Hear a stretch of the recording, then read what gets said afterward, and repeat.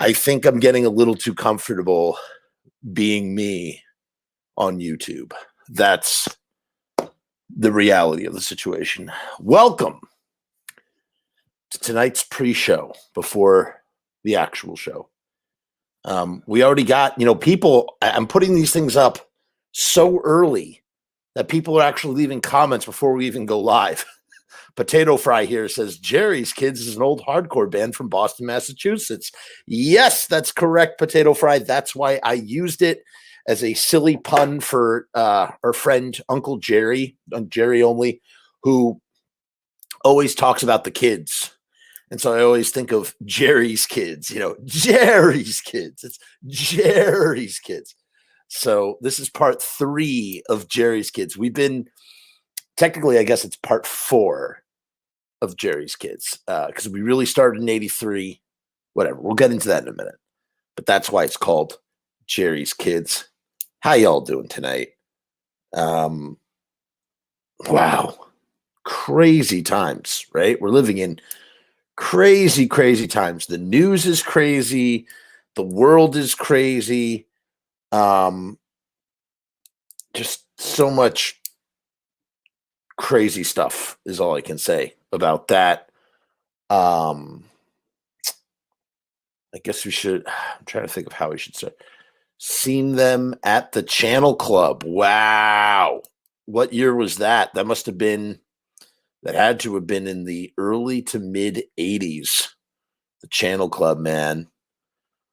What's up, Jeff? I'm glad everybody got settled in the chat last night. I'm glad you spoke up about it. Wait, what did I? Oh my God. Whoa. Okay. Let's start with that. Great idea. Great idea. Let's start talking about that. So first of all, what Rev here is referring to is there was just we had a very interesting, it was one of those,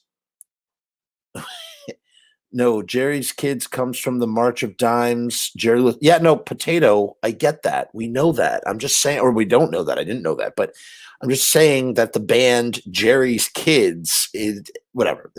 You know what I'm saying. You know what I'm saying. I'm the one that opened Pandora's box. Sorry. It's okay, dude. Don't worry about it. It's all good. It was your birthday today. Happy birthday.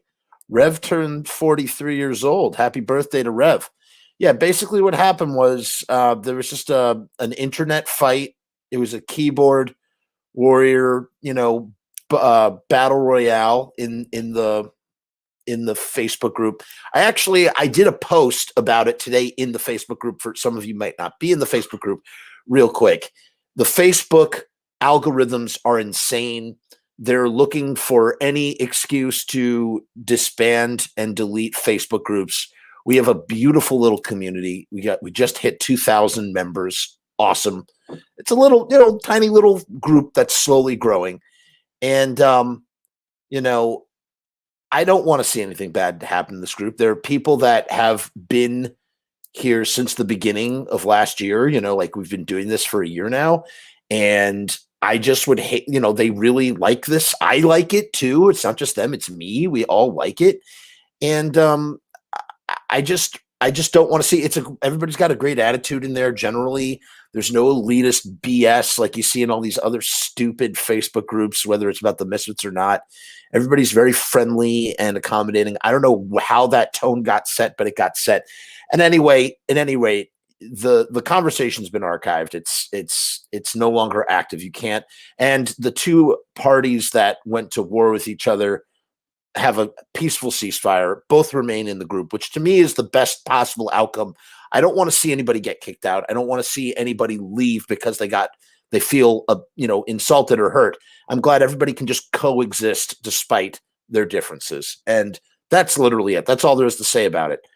Except for the fact that here are these two dudes like insulting each other, and Facebook is cool with this. Like the algorithm thing I was just talking about, where like Facebook was like letting me know about the health of the group, actually came from another post where someone said something that was racist, that Facebook deemed racist.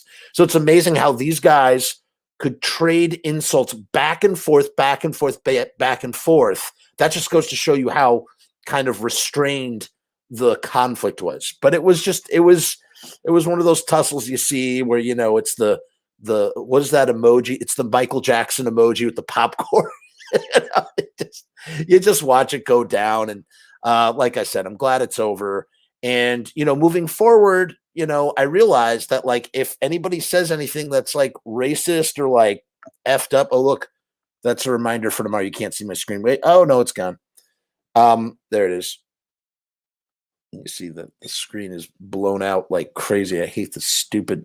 You can't see it. Forget it.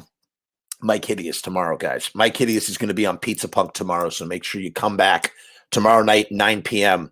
I got to tell you, I've been a busy beaver. I've been doing shows every day. I did a show Monday, Tuesday, 2 on Tuesday. Today is Wednesday. Tomorrow's Thursday. So this is my 4th show in 3 days, and tomorrow will be 5 shows. Did 5 shows this week. It might as well be a full-time job that I'm not getting paid for.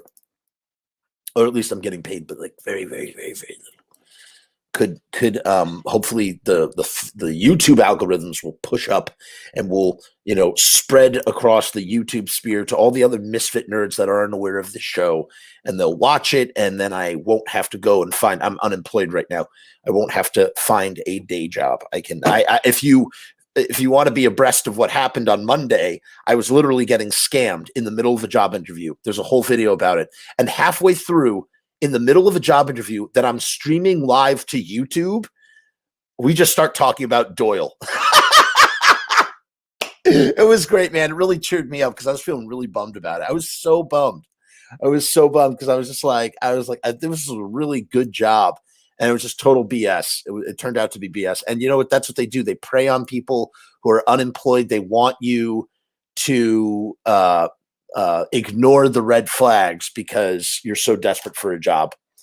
And, that's how they get people. I'm glad that I was in tune enough to recognize what was happening, And, yeah, actually, I didn't squash it. It was Ian. Ian, one of our mods, squashed it. As a matter of fact, one of our mods was in the fight. But whatever, man. I'm just glad it's over. And like I said, I just don't want people saying racist shit in there, like, defending Proud Boys or whatever. I just don't want any of that stuff in there because I don't want Facebook to just delete the group, really. And I hate rules. I know I said all this in the group, but I'm just saying it again here. I hate rules. I don't want rules either. But at the same time, when people can't just, do the thing that they're supposed to do, this is what happens. We get rules. On to the next thing. My friend Dave Street. Some of you guys know who Dave Street is. Dave Street is not doing well. He is ailing. That's Dave right there. You can see him. He is a punk comic. And for those of you who are not aware, Dave used to be a very good friend of the Misfits in 1979. He is good friends with Bobby Steele. He wrote a bunch of lyrics for Undead songs. So he's like a co-author on some Undead songs. And he managed the Misfits when they were trying to book those gigs at Hurrah to play with the Damned. So he has and he also writes the insert, the haunted house insert in Horror Business was written by Dave. And he was in the band's extended friend circle for that time during the Horror Business era, which was about a year or so, right? Like maybe like 2 years, something like that.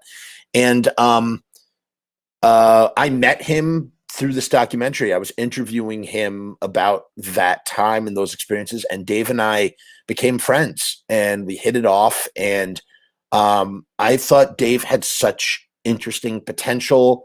He's such an interesting guy that I started putting him in my films. Dave is in my movies. So what I did was, here, I'll show you real quick. Hold on. I gotta reshare the screen. Don't worry, guys. We're gonna get to the show eventually. I want to show this. So this is the one of the movies we made was called They're Made Out of Meat. And we made this in 2010. So we made this 11 years ago. We made this from here. I'm putting it in the comments for anybody who wants to maybe watch it later. But I'll just play this one clip of Dave when he comes in. Again, I'm doing this because I'm thinking about my good friend Dave, who is very sick. He has cancer, and he needs support. And there's a fundraiser. I'm going to post a link to that in a minute. If you have a few bucks to throw, it'd be really, really great. So it's called They're Made Out of Meat. And we're thinking of you, Dave. We love you, Dave, and we're thinking of you, and we hope you're well. And let me find the part. This is the part where, there's my cameo. Look at how young I look there. I'm like so skinny. I just quit smoking. So here's the part where Dave first comes in. You can see him. Ready? Hold on. This is Dave. Ready? There's Dave.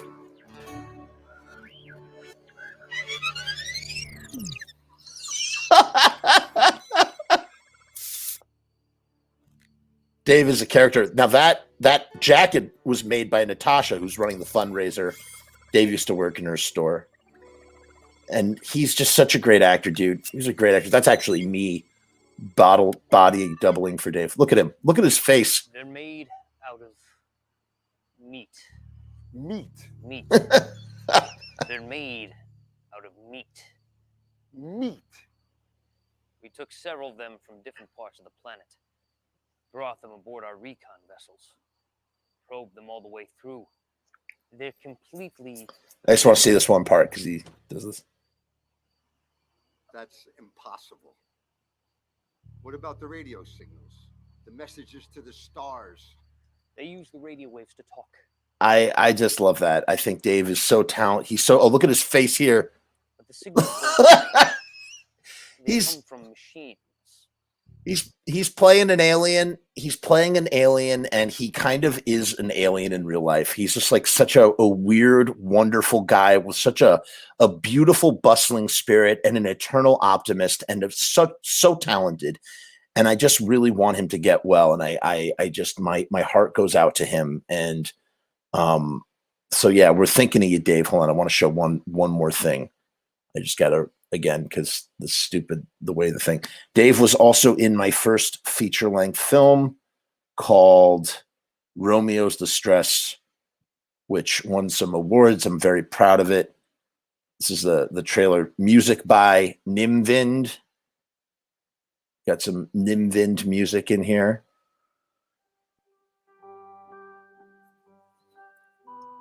That's in Dave's house right there. You can rent this film if you want to support the cause. It seems to be the reason behind the actions you've taken. I even try to forget about her, but I just can't. What is more important? There's Dave. Than love? Nothing. That's right. Nothing is more important than love. That's right. You must just seize the day. Carpe diem. Carpe diem. No, scream it. Carpe diem. Dave is so great. I think it's time that we acted. Like what we talked about. Family. Can you really put a price on something like that? On your family's security? I know you're up to something. This was filmed all over the place. In White Plains, in Dave's house. But it will never change. A lot of places.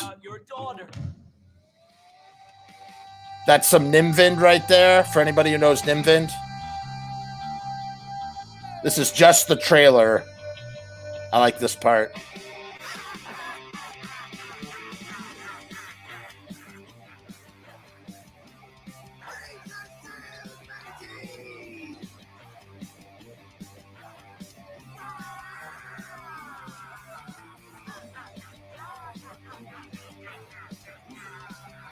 This was a lot of fun to make.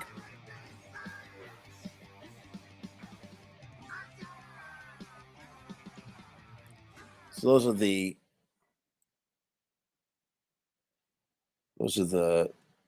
two things that Dave starred in, and I hope that someday maybe he'll star in some more. The comment was from the previous movie. Okay, so that was shot in Hartsdale, New York, right by the train station, and we just shot that on a train platform in one night, and we made it. It was just a short film based on a story called "They're Made Out of Meat," about two aliens being fully disgusted at the fact that human beings are made out of meat. That's what the film is about. And then the last thing I'll say about Dave, you can listen if you want, if you have a couple of shekels, it goes to a good cause here. I'm going to post this real quick. This is the fundraiser. Natasha. So Natasha is also, she used to, her loft was the first headquarters for the Fiend Club. And she worked with Dave and her boyfriend, George, in Natasha's, which was a place on St. Mark's. It was just like Manic Panic, fashion wise on St. Mark's and, Trash and Vaudeville. And as a matter of fact, I believe it predates Trash and Vaudeville. In any case, you can donate to this fundraiser. Dave does not have any health care. He has cancer. He's got bills racking up. If you have the means, again, none of us have the means. I don't have the means. I'm just saying, if you have the means, if you feeling generous, please throw a buck or two Dave's way. That's literally it. That's all I want to say. I just felt like, I want to help a friend, and that's why I'm saying all this to you now. But I'm going to stop talking about it. We're moving on. I feel like I'd be remiss if I didn't mention that and mention Dave. And we wish Dave well. We wish Dave gets better. The next part of the show. Okay. Hey, Robbie, I know Robbie's here. So I meant to do this a while back, and I just had them sitting. I was like, oh, crap, I meant to do this. So listen, guys, I'm going to say this again. John Voice of Doom knows what the deal is, and who else did it too? If you want to feature stuff on the show, send it to me. Send me some stuff. Yeah, Potato Fry seems to be very old school and knows what's up. 7th and 8th. Well, that's St. Mark's, but wait, what? 7th and 8th Street? Is that where, maybe that's where she had another store? Or wasn't it originally on St. Mark's, Potato Fry? I believe it was on St. Mark's. Send me your stuff, guys. I'll pimp it on the show. Robbie sends me stuff, so I pimp it on the show. So Robbie sent me some stuff, and I don't know, something with the mail. I'm so out of touch with the mail. He had to send he sent 5 envelopes via snail mail. And I'll tell you, you want to know something? It is so fun to get things in the mail. I love receiving stuff in the mail. It's so fun. And Robbie, this one came from Robbie 2 times. This is from Robbie 2 times, and it's addressed to Jeffrey Murdergram. This one is Jeff Formaldehyde. That was my stage name for a while, Jeff Formaldehyde. And this is from Frankie I'm not going to say that word because I'm not Italian. Frankie the you-know-what. Tommy the Shinebox DeVito. That's from that's Goodfellas to Pizza Jeff. This is to Billy Batts to the Frumess LLC, right? And then lastly, Screamin' Jeff, baby. So let's open these suckers up. And then an even bigger care package from Robbie 2 times. Can you see it? Yeah. Robbie 2 times to Pizza Jeff 2. Woo! So let's open these up and we're going to start the show, okay? That's what we're going to do. That's how we're going to handle it. Yeah, I love getting mail like this. Let's see what we got in here. Oh! There's another envelope. I think Robbie mentioned this is like a dummy envelope to trick the mail company, maybe. Wait, what? Wait, Robbie, did it drop out, or that is bizarre? Robbie, you sent me an envelope. You sent me just an envelope. You crazo? That one didn't have anything in it. Am I crazy? I could have sworn maybe it dropped. I don't know. I don't know. Oh, I think I understand what happened. You had to send some extra ones just to trick them or something. Here, let's open up this one. Hope you didn't put any anthrax in here, did you, Robbie? Any poisons? Want to take me out? Take out the show forever? We have no more show? Yeah, another envelope. Yeah, I think Robbie did this because to throw them off because you can't put pins in the mail or something. So it was done on purple. Hold on. All right, here's the last one. Hold on. Not the last one. That means they got taken out. Happened to another friend of mine. It was stolen. Wait, are you telling me that someone opened the envelope, took the pins, and then put what? This is crazy. All right, this one has something in it. Oh, wow. Look at that, man. That says they came from the Static Age. I love it. Oh my God, this is freaking cool. I remember we talked about how apropos it was that I didn't even know that they had something like they came from what does it say again? They came from the Static Age because I wrote they came from Lodi because I just thought it was a cool name. I didn't even think about it like that. That's crazy to me. 1000%. 7th and 8th is the same as St. Mark's. I remember Gigi lived in the St. Mark's Hotel. Interesting. Were you there, Potato Fry, when he did his last show at the gas station? Those mother effers stole my pins. Look at this one. There's Mr. Jim on the drums, baby. Mr. Jim on the drums. Hold on, guys. I'm going to get to the comments in the section in a minute. I wanted to open these live on the air because I figured why not? As I just said before, so this one's empty. Robbie, you're right, man. Look at this. They opened it up. They stole it. Those sons of bees. They stole my pins. Robbie, I only got 2 pins. Looks like I only got 2 pins, man. How about that? They stole 3 of the pins. So here are the 2 buttons I got. I got the best one in my opinion, although I don't know what the other ones are. Robbie made this. They came from the Static Age and Mr. Jim on drums. Woo! That works. All right, hold on. What's up, Brian? How are you? Good evening, sir. Who is my favorite singer of the Misfits? Tyler, is this even a question? The only singer of the Misfits is Glenn Danzig, okay?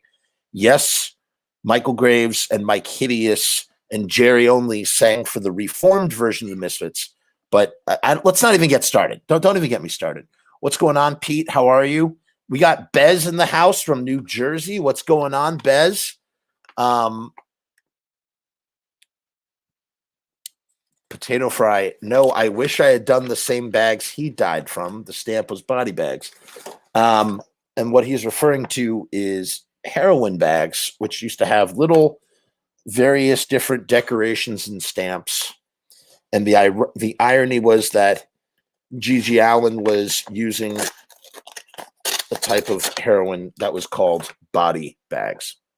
The stamp was body bags. I hope you're not serious about wishing. Why would you wish that? Robbie sent me a killer pin. Yeah, dude, the pins are stellar, and I love the backing. Guys, take a look at the backing. It's like a plastic. I like this, man. These are cool pins. Next time, ask Jerry about Sid. I don't have to. We've covered this. We've covered this thoroughly. Hold on, I want to get to this thing. Bez. Be easy, but close. What does that mean, Bez? Yeah, dude, definitely show us. I sent extras in the other because I figured that happened after it happened to a couple others. Well, we're about to open this up. So here's the big one, guys. Here's the big one. What could have been sent? And like I said, if you want to send a package, I'm going to pimp it on here. Oh, which reminds me, let's make sure that, hold on, we got to make sure that we have this done. Done. Next time, ask Jerry about Sid. Why would I do that, though? because first of all, I don't talk to Jerry. Although we're going to talk about Jerry right now. Hold on. So let's before we okay, we got it there. All right, I have a feeling I know what this is, and I'm very excited. All right, so here we go. Oh my Lord. Robbie sent me his brand new EP. Look at that, guys. Look at the artwork. If anybody doesn't know what this is, what the hell are you doing here? This is a tribute reproduction of the Static Age art layout. Really, really well replicated. Look at that. This is very pretty. I love that they come in these plastic sort of things. And let's see who played on this. Who could have played on it? I'm taking it out of the wrapper so we can actually see it without the glare. Look at that. Mercury Blank, man. Mercury Blank. These are available right now. You can order this, you guys. It's something you definitely want to have for your Robbie Bloodshed collection, right? And there's the back. What's on this? Here's these are all Misfits covers, right? He does TV Casualty, Cough Cool, She, In the Doorway, Hybrid Moments, and Bullet. This is the 10-year anniversary for our first release as Robbie Bloodshed and the Hitmen, which was Robbie Bloodshed, 45 Dave, and Zombie Alex. All songs are written by Glenn Danzig. There are no guitars on this album. These are 6 Misfits songs reimagined how they would have originally sounded during the 1977 era. That is really freaking fun. What a fun project. And then here's the inside. Let's take a look. And he calls it Mercury Blank because of the label that gave them the time to do Static Age, and Blank Records was the thing that they traded it for. It's got the Robbie Bloodshed seal. Very cool. I'm very excited to listen to these tracks. In the meantime, though, guys, you can pre-order this right here. I like supporting independent artists, and especially, we'll take a look at the extras in a minute. Let's just first go here. If anybody wants to pre-order this, you can do so right now. Put that right there. Happy to support independent music, okay? That's how we're going to support it. We're going to show it. There it is. There's that album artwork we were just looking at. So that goes really well. If you have a collection of any kind, whether it's Robbie Bloodshed or if you collect like Misfits adjacent stuff, that's going to fit nicely in your adjacent collection. And you can pre-order the digital album for $5, or you can get what I have right here for $9. And Robbie will send it to you. He'll throw in some extras. He'll put some pins in there. Pete can't wait to hear it. Didn't know that I talked about Sid the first time I watched her. So far, so good. Thank you, Potato Fry. I'm glad you enjoyed the show. Thanks for supporting by watching. And then let's take a look at what the extras are. And then I'm going to actually start the show. But I have one more surprise before I start the show. Oh, there's so many buttons. Oh, my Lord. Look at all the buttons we got here. Look at that. There's Glenn. It's Glenn Danzig. Hey, look. It's Glenn Danzig. Hey, are you a fan of Danzig? Who's your favorite Danzig singer? We got a Robbie Bloodshed done in the style of the robot, the We Are 138 robot. That's cool. I got doubles. There's Mr. Jim. And I got another double. Look at that. We got Glenn again right there. Now, if you order from Robbie, you're going to probably get some of these pins in your package. So I feel like I can speak for Robbie. I'm sure he's pumping them out. You know, he's got a button maker now. Look at that. Look at that. That's really nice. There's the Phantom of the Opera from Horror Business. Well done. Oh! And we have Uncle Jerry. And you know what? Because of our subject matter tonight, I feel that it's only right to rock the Uncle Jerry while we talk about Uncle Jerry. Uncle Jerry. Now, normally, right now, I would play the music for the theme song because I recorded a theme, you guys. It's terrible, but I did it. But I am not going to do that just yet. That's what officially starts the show. So we do a big warm up now. It's a big warm up before we even get into the show, which I like doing. I like sort of, you know, riffing a little bit, socializing with you guys before we start. Our friend Nigel from Horror Story down in New Zealand. Remember, he was on the show. He had to pre-record his episode because of the latency issues that we were dealing with in because he's halfway across the world. Somebody, a musician from New Zealand, took the time to record a They Came From Lodi theme. So it's like 30 seconds long. I'm going to play it for you guys right now. Okay. I love it. I absolutely love it. And I have to incorporate it into my intro. I know exactly how I'm going to do it with my intro. I'm going to mesh the two together. But I haven't had time to do it yet, but I'm going to play it for you right now. You should be able to hear it here. Let me turn on the speakers. Guys, tell me if you can't hear this. I'm going to shut up for a minute and we're going to play this. I'm so excited. I'm so excited to show you. Ready? All right. Ready for this, you guys? Oh, this may not work through here. All right. I hope this plays. Well, this will only let me do a video file or an audio file. Sorry, guys, real quick. Let me try a video file that is not a video file and see if it will let me. No, it's not going to. All right. So the only way to properly do this, I guess, is just to do it the way I was about to do it. Ready? 1. This is going to hurt my ears. All right. Tell me if you can or cannot hear this, okay? Real quick. I see all the comments. I'm going to check them in a minute. Ready?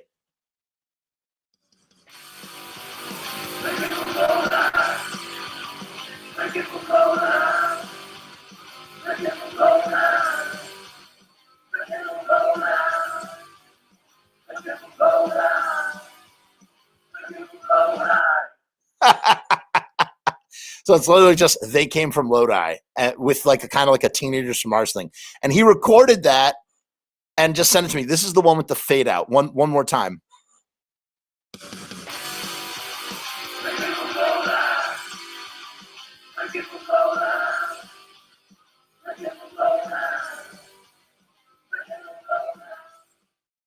Yeah. Okay, so that was from Nigel, and he's from a band called Horror Story, and he's down in New Zealand. Really nice guy, salt of the earth guy, great guy. And we had a great time having him on the show, telling his story. Go find his episode. He's when Danzig came down to New Zealand, had a very interesting experience. It was a really fun fan experience. Don't worry, guys. You'll hear it very soon. We're going to start the show officially right now. That's right. The show hasn't actually started yet. It's about to start right now when I do this. Ready? Hold on. I got to find it. Ready? He's gonna talk about the Misfits right now. He's a nerd about this stuff. I got to start Jeff is gonna talk about. Ready? Jeff is gonna talk about the Misfits right now.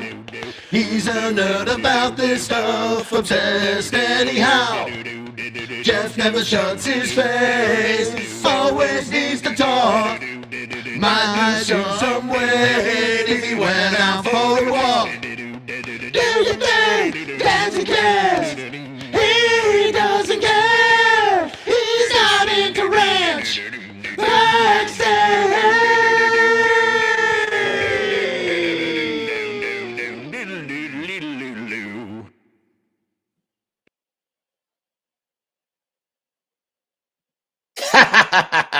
All right, now the show can officially begin. Welcome, everybody. Welcome to the show.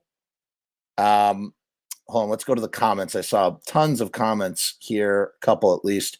What are some good live vinyl bootlegs by the Misfits? That is a whole conversation. I'm not going to answer it right now. There are a few.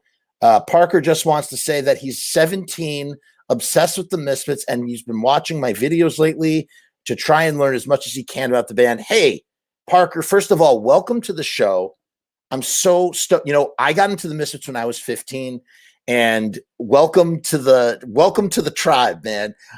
There's so much to explore. Check out all the episodes. There's a ton of great Misfits content on YouTube, period. And just because Parker has made this comment, I'm going to play one more video that nobody has ever seen until I exported it today. So I'll do that real quick. Did the Misfits meet Natasha? Check out that mohawk. Whoa! Yeah. I know you're in mohawk. Yeah. Aficionado. Yeah. I stumbled upon that moment today when I was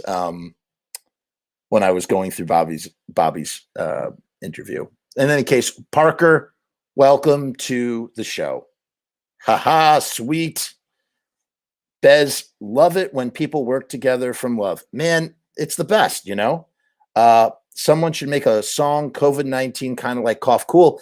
Yeah, I was saying a long time ago, I was like, we need COVID masks that just say Cough Cool on them. It'd be like the perfect sort of, thing. You know what I mean? I guess this was blah, blah, blah, blah, blah. Should end with, and we came from worldwide. Are you referring to my thing? I don't know. Robbie, Pete just ordered your album. There's another sale. So glad. Nick thinks this is funny. So does Jarmy. Ha ha ha. The acapella. So I did that in GarageBand. And again, because I don't play any instruments, I get very frustrated. So what I did was I put a fuzz filter and then I just played the song and I just went do do do do do do do do do do do, and I just liked it. It was fun, fun to do. Thanks, Potato Fry. Pat, you're not the first person to tell me I'm out of my mind. I know that I'm out of my mind. Jerry can now officially never sing again. Welcome to the band. That's right. That's right. Take me out, you guys. Take me out. Is when Bobby talks about lewds and punching John Lennon. He's not. He didn't punch John Lennon. He threw up on John Lennon's shoes. And yes, I have the whole story, but that story is out there. You can hear it. Go to 1979 on my channel, the 3-hour thing. You'll see it. Robbie is stoked. Oh, they came from Lodi, and we came from worldwide. I got it. It rolls off the tongue. Okay, guys, it's time to launch into the show proper. So, what I said at the beginning, as we were waiting for people to join us, we have been following Jerry only at this weird interval. Any year that ends with 3. And the reason why is because it started when we listened to a previously unheard Misfits interview or recently surfaced from 1983, right before talking about the Channel Club, when they shot the skull, the Brain Eaters video and played at the Channel Club. And they did this interview on air with Curtis from Tang Records, I believe. And yeah, it's like the earliest time that you really get to hear Jerry talking. And then I was like, wait a minute, there's this long, sprawling interview from 1993, the Ugly Things interview, which you guys have seen clips of. And it took us we had to do that in 5 episodes. It took us that long to get through the Ugly Things interview. It was a 27-page interview, I believe. It was long, dude, but it was worth it. It was so great. If you go back, you can find those episodes. Everything is on this channel. So you can go back, you can listen to that in its entirety. And basically, it's Jerry only. It's a Misfits 95 Jerry only mid lawsuit with Glenn, recounting the original history of the band. So he's presenting, he doesn't have biases that he would have later after 95 and beyond. The next time we reconvened with Jerry was the year 2003. And that's when we started really recognizing that Jerry is all about the kids. For the kids. It's for the kids. You can literally put it up, which is why they started calling these episodes Jerry's Kids, because this is part 3 of Jerry's Kids. Because at some point, Jerry, he started after the 95 resurrection, whatever.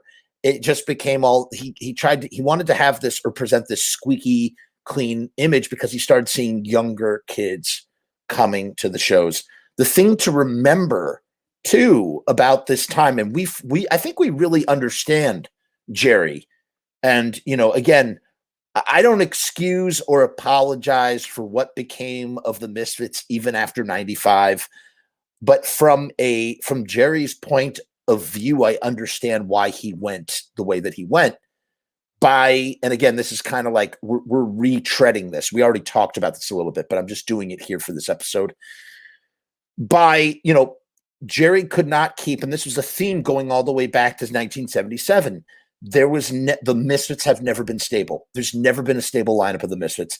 The lineups, the longest, most stable lineup was 5 years, which wasn't even stable because of Mike Hideous, which we're going to learn about tomorrow. That's right. Mike Hideous is coming on the show tomorrow. Please subscribe, like this video, leave a comment. We're going to talk to Mike about Empire Hideous and his new band, as well as his time in the Misfits. And it's going to be a great time. Right here tomorrow night, 9 o'clock or 9:30. I think one of the two. Check online. But even that lineup was unstable because Mike Hideous, they were having problems with Michael Graves. Michael Graves wanted to play hockey, and they were they wanted to show him how replaceable he was. And Jerry got to a point that we're going to hear a lot more about right now in the interview that I'm going to read, because I have an interview. Which is what I do here typically, like to fill filler episodes. Today is kind of a filler episode, you guys. I mean, come on, they can't be all bangers.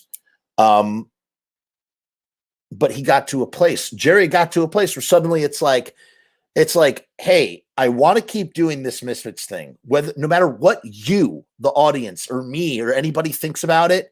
Jerry's like, this is my band. I want to keep doing it. I want to keep doing it as the Misfits.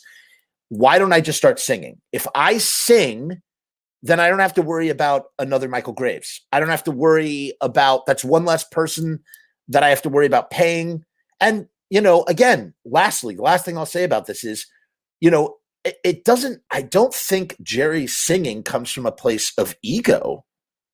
It comes from a place of necessity. Jerry's necessity is like, okay, if we're a trio, that's one less person I have to worry about being in the band, one less person that we have to pay to be in the band, and one less person that may or may not, decide to rebel. And he knew that if he was the singer, he wouldn't have to deal with that stuff, because he tried. He had Graves in the band. He tried to replicate the 4-person formation that they had in 77 to 83, and it did not work. So they switched to the trio, and things got weird.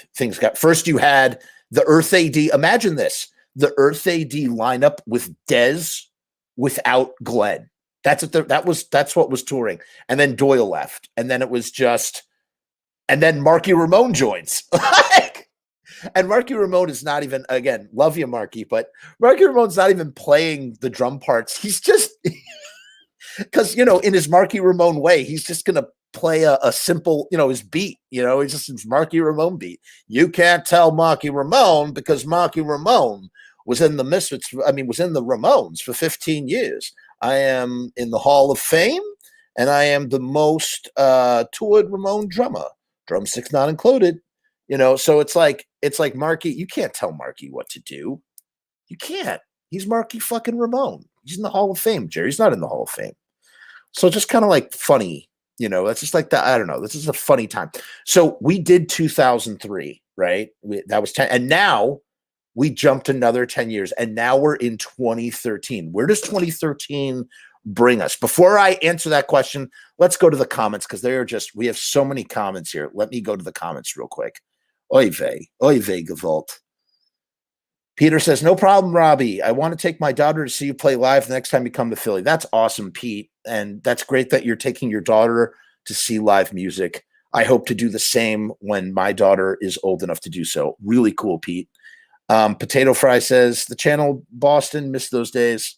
Yeah, Potato Fry's seen some shit. That's awesome. Seth says, hey, found your channel recently. Really enjoying it, particularly the 1979 doc. For what it's worth, my band opened for Jerry Des. I like that, the Des Fits. I never thought about it like that. The Des Fits in 2011, 2012. Interesting experience. Seth, because we're right there in the times stream, why was it an interesting experience? Let me know. And thank you for watching and supporting. I hope you're subscribed. Please, guys, subscribe. That really helps the channel and boosts the algorithms and stuff. I do videos every day. And I'm glad you like the 1979 documentary. For those who are not aware, on this channel, I did in tribute to Joey Image with a special appearance by Bobby Steele, who doesn't talk about the Misfits anymore, who came out of retirement to talk about the Misfits, to talk about his fallen compadre, Joey Image, for 1979, A Year of Horror Business, which literally focuses on the Misfits for the entirety of the year 1979. It's 3 hours long. It's on this channel. Please go check it out. Please, Seth, tell us your experiences with Jerry and the Des Fits in the comments. I want to hear. Jerry would have made a great politician. He sure would have. He's good at kissing babies and shaking hands. That's for sure. Jack Reed says, 20 years old, been a Misfits fan since 9 years old. Got started off with the Coffin CD box set, got the vinyl, and now all the reissues from the classic era. Jack, that's awesome. Welcome to our show, and thank you for commenting and participating. And man, just revel in the brilliance that is the Misfits. You rule. I hope to see some more release. You know, I particularly kind of don't, but also I kind of do. I kind of don't because I don't want it to be called Misfits. Like, I don't think any of us want it to be called Misfits, but I kind of do because they're really fun. Like, you can't hate on Jerry for doing these ridiculously, like, they're silly and campy and they come in a variety of colors. They're fun to collect. And I'm sure at some point, I don't know what anybody who's more familiar than me, what are those from the last decade, what the Jerry EPs and CDs that came out and the singles, what are those going for in the collector's market right now? Because a lot of them are out of print. I mean, at the time they were plentiful like water, but there's a lot of variants. I mean, Jerry really knew how to do a good visual package. There's a lot, you know, people hate on Jerry. God, like, I say this all the time. It's like, you know, I think the only time you have to worry about Jerry is if you're in business with him, because he is a tough businessman who is always looking in his interests at the end of the day. It's something I'm terrified of, frankly, for a lot of reasons that you all can possibly imagine. Potato Fry says, seems a lot of bands at the channel, SSD Control, and the exploited scene lots there. That's awesome. Yo, what's up, Ratty? Thank you for joining us again. Ratty was a longtime viewer, first time commentator on Monday, and he's back. I'm glad he's here. You have to ask Mike Hideous how Dr. Chud stole his porn on tour. Oh my God, I totally will. And please, Pete, if you watch tomorrow night, please bring this up. I'm going to mentally bookmark this because I want to ask him. I want to hear all the fun stories, whatever he has to tell. I've never read his book. I wish I had read his book before. Damn, I really should have read his book. I'm not as prepared as I should be. I've interviewed Mike twice before. He is in the documentary, the Lodi documentary. Funny how I have Mike Hideous and Michael Graves interviewed. If only I could get Glenn Danzig, huh? Wouldn't that be something? Potato Fry says, also seen the American Psycho tour with H2O and Psycho Dwell open. That's great. Thank you for qualifying, Potato Fry. Jerry was genuine. I respect his efforts on the 1950s album. We literally rehashed all this stuff a billion times. I'm going to try and keep these things in a nutshell because we went deep on all these episodes like a long time ago. I love the Project 1950s album. I really don't have any problem with it. The only issue I have, which is the issue that I have with everything after 95, don't call it the Misfits. It's not the Misfits. Why couldn't you just call it Jerry Only's Project 1950? I'd be like, holy shit. Jerry Only teamed up with Marky, Ramone, and Dez from Black Flag to cover a bunch of 50 songs, but like punk rocked up. What a great idea. Like, that's great. Give me 5 of them. You know, this idea of calling that the Misfits, it's bad. That's where Jerry gets it all wrong. That's Jerry's only crime when you really think about it. It's his only crime. Another thing that I've said over and over again, you know, There used to be a video of Marky Ramone playing Helena. It was something. I would love to see that, Robbie, because I want to see if you could find it. If anybody could find it, I kind of want to see it because from my understanding, Marky does not do the patterns. As a matter of fact, since we're talking about Marky and since this is apropos, let me see if I can find it. Let me see if I can find it real quick. I have some, this is never before seen footage of Marky Ramone right here for you guys, for all you guys right here. Ready? This is him talking about his time in the Misfits at a Q&A in Hartsdale where we shot that Made Out of Meat thing. Here he is, guys. Are you ready? These are 2 videos. Hopefully they play. All right, I'm gonna try. Here's the first one. Jerry's no joke, as a singer, and I wasn't going to go for that. So it was time for me to leave, but I wished him luck. I think what Jerry and Doyle, Danzig, and whoever's going to play Bobo or the other guy should get back together and form the Misfits. Because that's what the kids really want to see. You know what I mean? I see it when I see it. Danzig's a great writer. And Michael Graves, he's my singer, and he wrote their last 2 albums. And he's a great singer and a great guy. So I'd love to see the original, because they're alive. Get together and play. So that was from 2011, and he was doing a demo of his pasta sauce, and someone asked him about the Misfits. I don't know if you could hear the audio. The audio is terrible. There's nothing I could do about it. And there's one more should I play the other video, you guys? I'm gonna play the other video for you if I can find it. Let me see. Let's see if I could get it to come up. I don't think this is I think it's just Ramones related, but I know a bunch of you guys like the Ramones, right? Ramones. The Ramones. And said, "Would you play on the Can you play here?" He said yes. So that's how punk rock started. And the rest is, global, right? What's your favorite venue to play on? Right now? Wow. Well, CBDBs was fun. I like the Palladium in Los Angeles. I like Brixton Academy in London. That's it. I'm sorry. It's terrible, terrible audio, man. I'm sorry. What can I do? It is what it is. And that's all that it is. But he was talking about the Misfits there. And why were we talking about that in the first place? We were talking about that because Marky was like playing the drum patterns wrong in Helena or something. I love Ronnie since I was a kid. I seen her on Sha-Na-Na, right? Because Ronnie sang on Project 1950, which is really cool. Yeah, Jack, I think the channel is cool as fuck as well. Thank you. We have Yeet Bitch is in the house. Hey, man, joined not too long ago. You thought I trolled anyway. I took your advice, got Static Age, and went down the Misfits rabbit hole. And you love the channel. Dude, Yeet Bitch, you're awesome, man. Thank you. No, it wasn't that I thought you were trolling. I remember that interaction. You were asking me questions that are very well known. So I wasn't sure what your intention was. So I'm glad you took my advice. I'm glad you got Static Age, and I'm glad you enjoyed the channel. Welcome.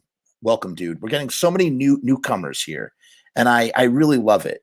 I'm 33, and I've been a Misfits fan since I was 14. That's so you're kind of like me. I'm 35, and I started when I was 15. So it's been 20 years, really 21 years, actually. I want to know some good bootlegs. Okay. We'll get to that at some point.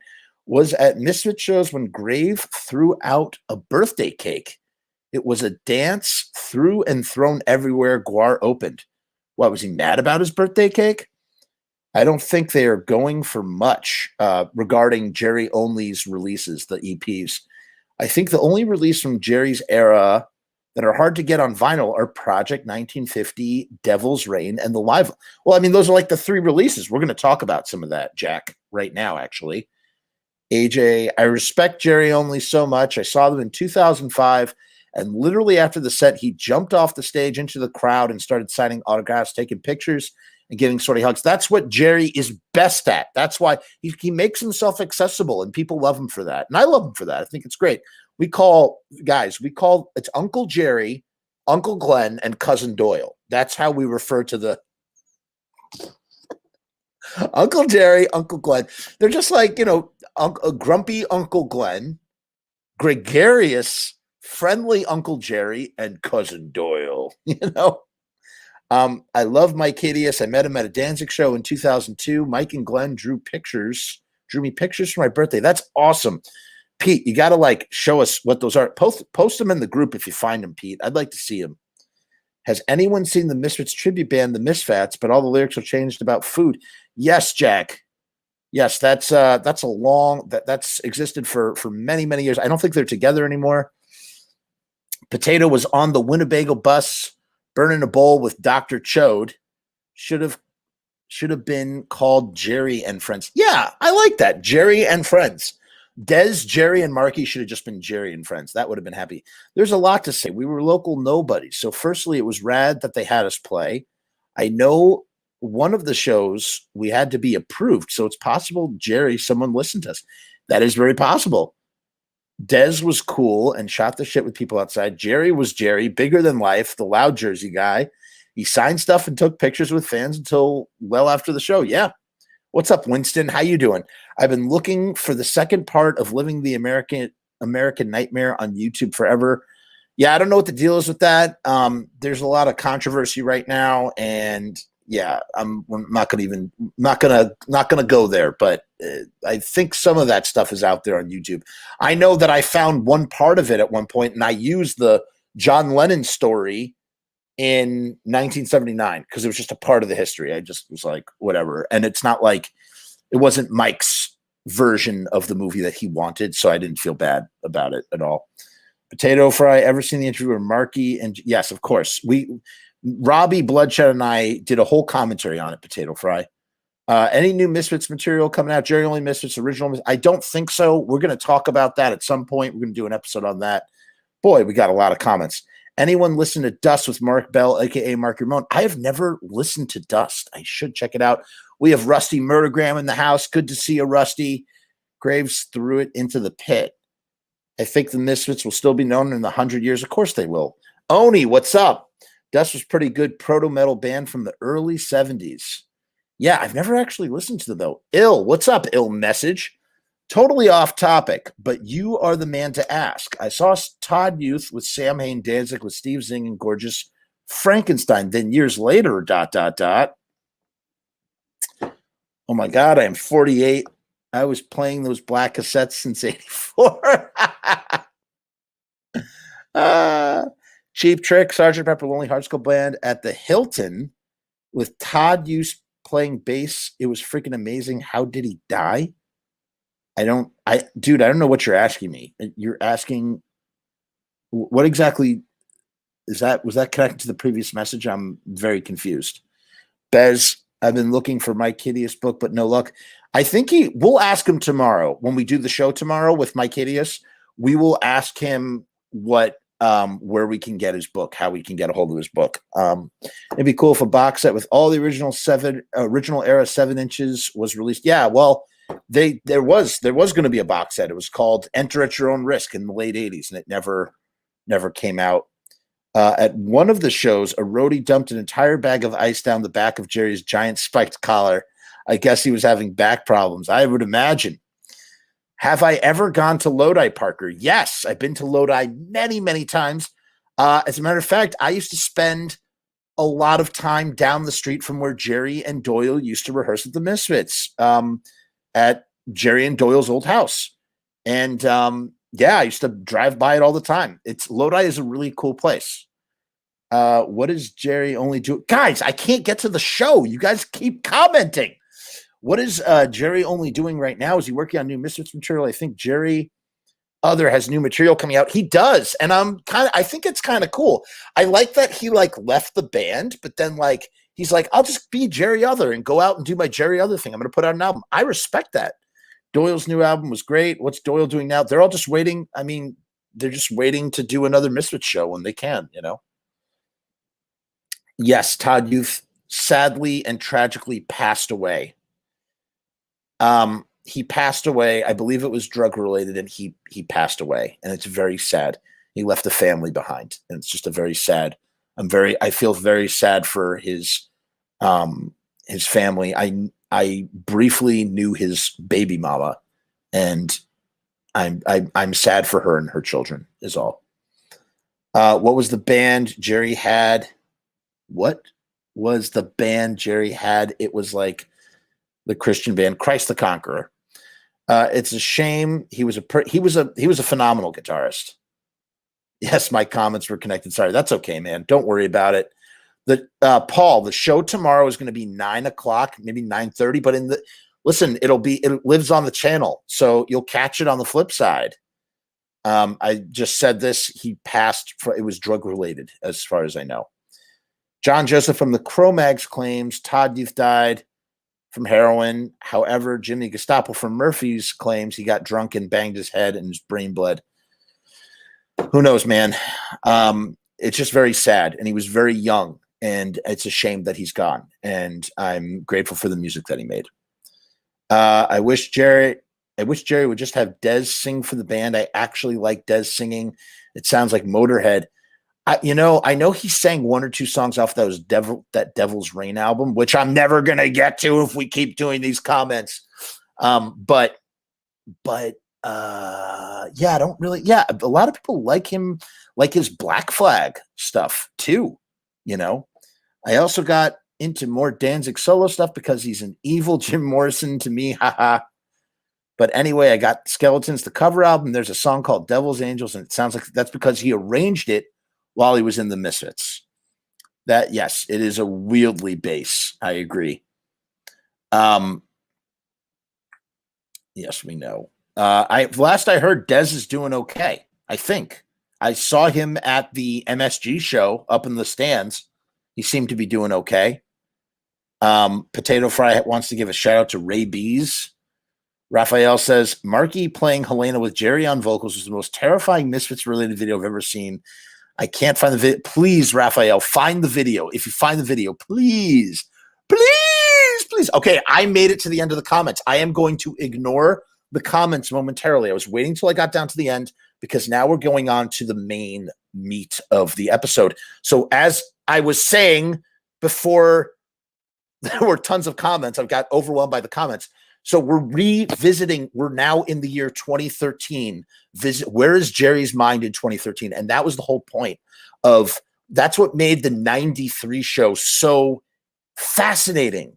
What was so fascinating about the 93 interview was that we're hearing things before Jerry starts sort of like, revising history or sort of, not revising, you know what I mean? Doing his standard Jerry only stock answer thing. And now we're full on that. We're going to see what Jerry only is up to in 2013. And this is the last part because we can't jump another 10 years because we're 2 years away from 2023 and who knows what's going to be in 2023. But should we get there, if I'm still doing this show 2 years from now, which I highly doubt, because how much Misfits could we really talk about for the next 2 years? We just made it to a year. Our anniversary is in 5 days, you guys, 5 days until the first time this show happened. I can't believe it. And it's just been amazing.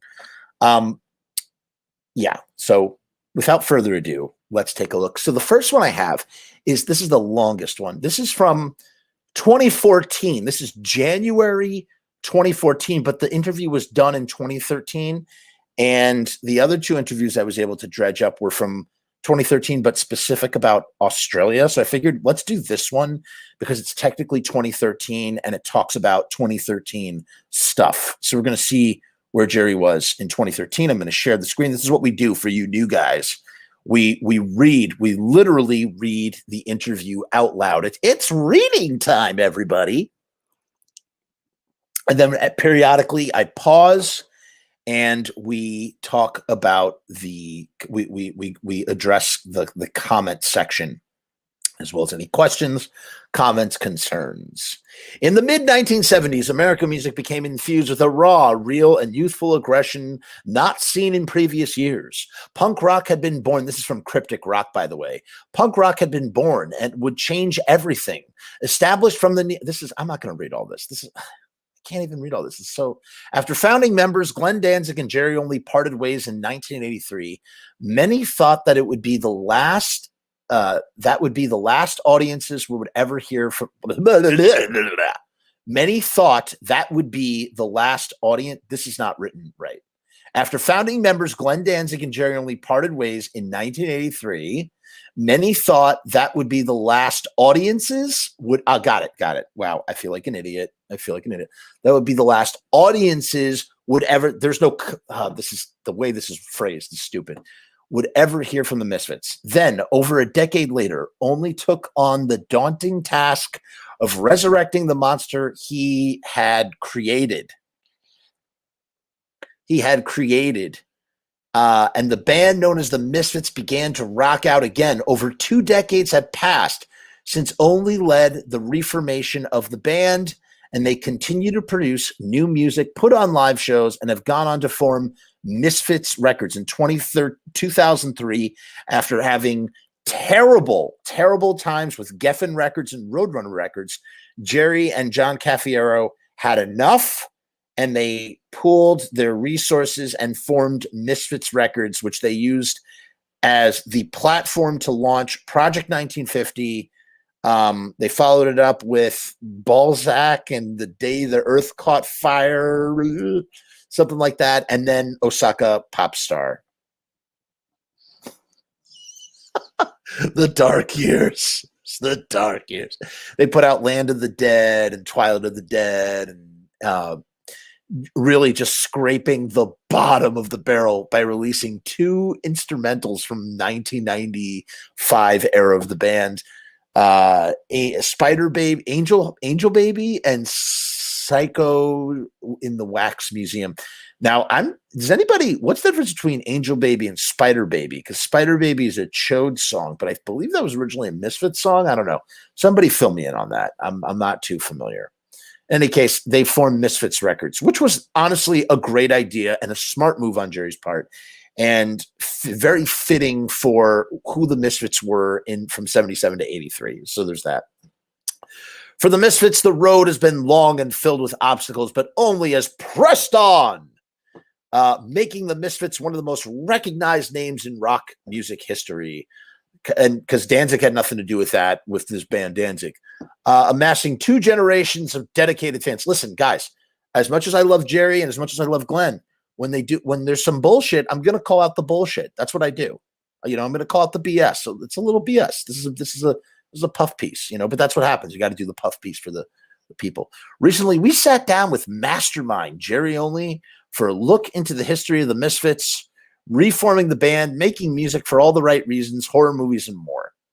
So the other thing, one last thing to remember before we go into the interview piece section of this.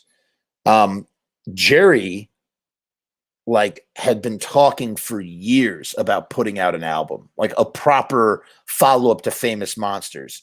Project 1950 was Jerry spinning his wheels. We've learned, that's what's interesting. People who can do, and this is my testament again. We all know how much I'm no longer a fan of Graves. Was never, not, at least not in that way that you think, whatever, how I feel about Graves and Chud. But you want to know what the big difference between Graves and Chud are? And Jerry too, and Doyle, the 3, they put out 2 albums together in a very short period of time, right? And then all of a sudden they break up. The 4 of them split off from each other, right? Who puts out the most amount of music in that time? In all those years, despite the resources, despite whatever, who puts out the most amount of music? Michael Graves. What does he do? He does Graves. He does Gotham Road. He does 2 albums of Michael Graves music. He does an acoustic record. He does another thing, I think. And then he hooks up with the Mark Allen Stewart guy, and they are just pumping out album after album after album using Kickstarter as a model. So we know that Michael Graves, no matter what you think about him today, no matter what you thought about him then, I like that American Psycho and Half of Famous Monsters. Michael Graves is a songwriter. He writes songs. You give Michael Graves a guitar, he sits down, he writes songs, right? Doyle put out less music, but Doyle amassed something like between Gorgeous Frankenstein, which he was playing out as, and Abominator and Doyle 2 and the Gorgeous Frankenstein EP, we know that Doyle writes music. Doyle writes songs, good or bad. Doesn't matter what you think about him. Doyle writes songs. He puts stuff out, right? Jerry and Chud. How many records does Chud put out? He puts out one record in 2004. What is it, like 10 songs? So he did 10 songs, and you could say that he did Graves, but those were written by Michael Graves, those songs. So Chud, in 21 years, put out 10 songs, and he did a single for the Garbage Pail Kids album, the video that I almost did, and the other video that I was pressured to do, 1980s Was So Fun, in the Garbage Pail Kids song. So that's 12 songs. That's 12 songs to come out in 21 years. How many songs did Graves came out? How many songs did Graves have come out? A lot more. How many songs did even Jerry have come out? Jerry put out one album in 2011. He did Project 1950. He did the single, which Jerry doesn't have a lot of music either. My point is that Jerry, for all of his strengths and attributes and talents and whatever, and like the things that helped make Jerry successful, he is not much of a songwriter. He's not. He doesn't. We would have seen more albums come out of Jerry's camp, especially because he had his own record label. Like, why did it take so long? It took him almost how many years? Like 7 or 8 years to record that album and get those songs out. And some of them weren't even written. Some of them were written by Dez. You know what I mean? It's not Jerry's. That's not Jerry's strength within the band. There's nothing wrong with that either. So Jerry makes this record label. But he doesn't put anything out. And then the other one is Chud. So we learned who, again, and you could say, oh, well, Chud wrote these songs in the Misfits 95. And we know that Jerry only wrote Mars Attacks. And we know that, but at the end of the day, for me, it's like, who's just continuously writing stuff after the band is broken up? And the only one who's really, truly prolific is Graves. He's the most prolific of all. So it says something about who I think was the driving proponent in that band, But here it is, Jerry with his record label and making music for all the right reasons. Cryptic rock. The Misfits have been established 36 years now. This is 2013, right? And in that time have become one of the most recognized names, not only in punk rock, but in rock and roll in general. Glenn Danzig and yourself started the band all those years ago. Could you have ever imagined the Misfits would become a household name like it is today? The one problem with this right now, you guys, is that it's been so much time in between since we last did that episode, the last Jerry's Kids episode. I don't know if I remember so much what his demeanor was in 2013. Jerry says, no, I didn't. Actually, no, I didn't actually think it would have taken this long. Ha ha ha ha. It's funny because we came out with something really good right in the beginning. I saw it, but it took the rest of the people to catch up for many years. The longevity of the project is what really astounds me because we have a young audience. Our audience is basically teenagers. I think that speaks a lot for the quality of the music and the real images of the band. Now, he talks about the longevity of the band, but the band was broken up for a third of the time. It was for 11 years, 12 years, the Misfits were inactive completely, so it's like kind of funny, like to think when these anniversaries roll in, you really have to subtract over a decade in order to really sort of, even begin to see what Jerry is trying to project. And again, everything that he talks about is about the youth. I think Jerry was so blown away these last 2 decades. He's just blown away by how multi-generational the Misfits have been, which causes him to constantly reference this in the interview. Let's go to the comments real quick, just knock those out. Are there any good horror punk bands? That's a whole thing.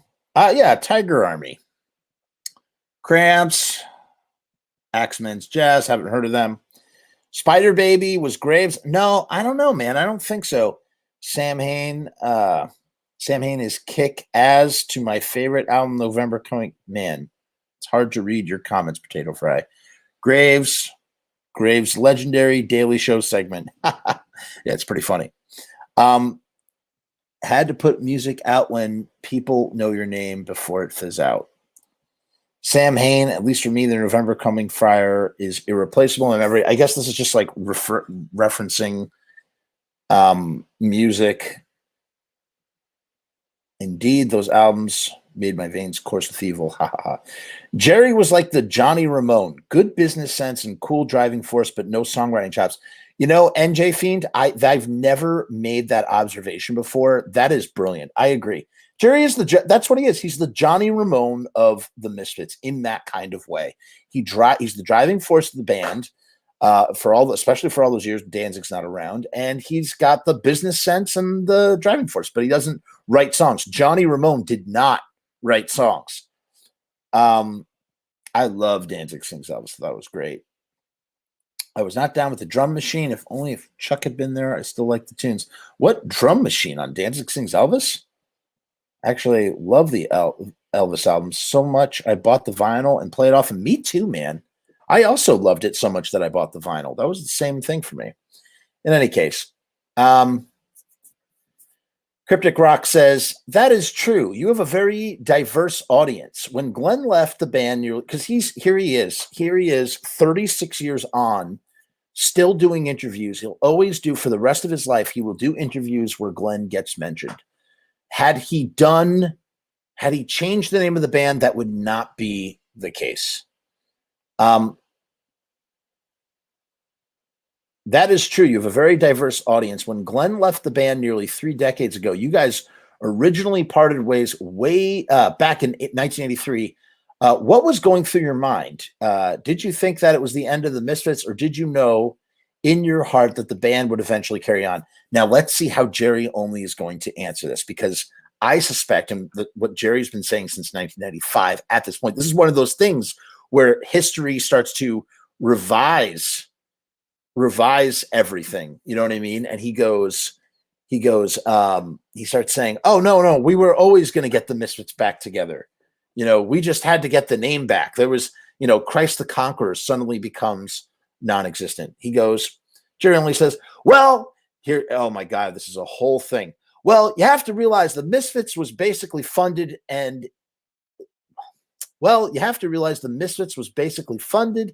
image created in my machine shop. It was like the Mad Monster Party. That is where we used to do our silk screening, promotional mailings, and build our guitars. When we broke up in 1983, we had built our own machine shop, a huge 24,000 square foot factory, which is that's the place where they went to in Vernon. We were just moving into it, so it took us about 3 years to really settle in. When the band broke up, it really gave me the opportunity to do that. Afterwards, that was one of the stumbling blocks in bringing back the band, the fact that I had set up the machine shop. During the time Glenn went out and did Sam Hain and moved on to Danzig, he was doing some really big stuff over in Europe. He was working at the game, and we were setting up a home base and foundation. That's how Jerry looks at it. And you want to know something? Jerry might say that with all the conviction in the world, and he believes that. That's what he believes to be the truth. I can tell you personally, for me, in my life, when things happen, I think of them one way, but when I reflect back on my life and I see the big picture, I look at things in a different way. I surmise that, oh, this had to happen so that this could happen. When you start seeing things in a bigger picture kind of way, it changes how you see events as they happen. So now it's suddenly, well, we were setting up the shop for 3 years, and that's why that's where 3 of those years went. And meanwhile, Glenn's doing all this stuff.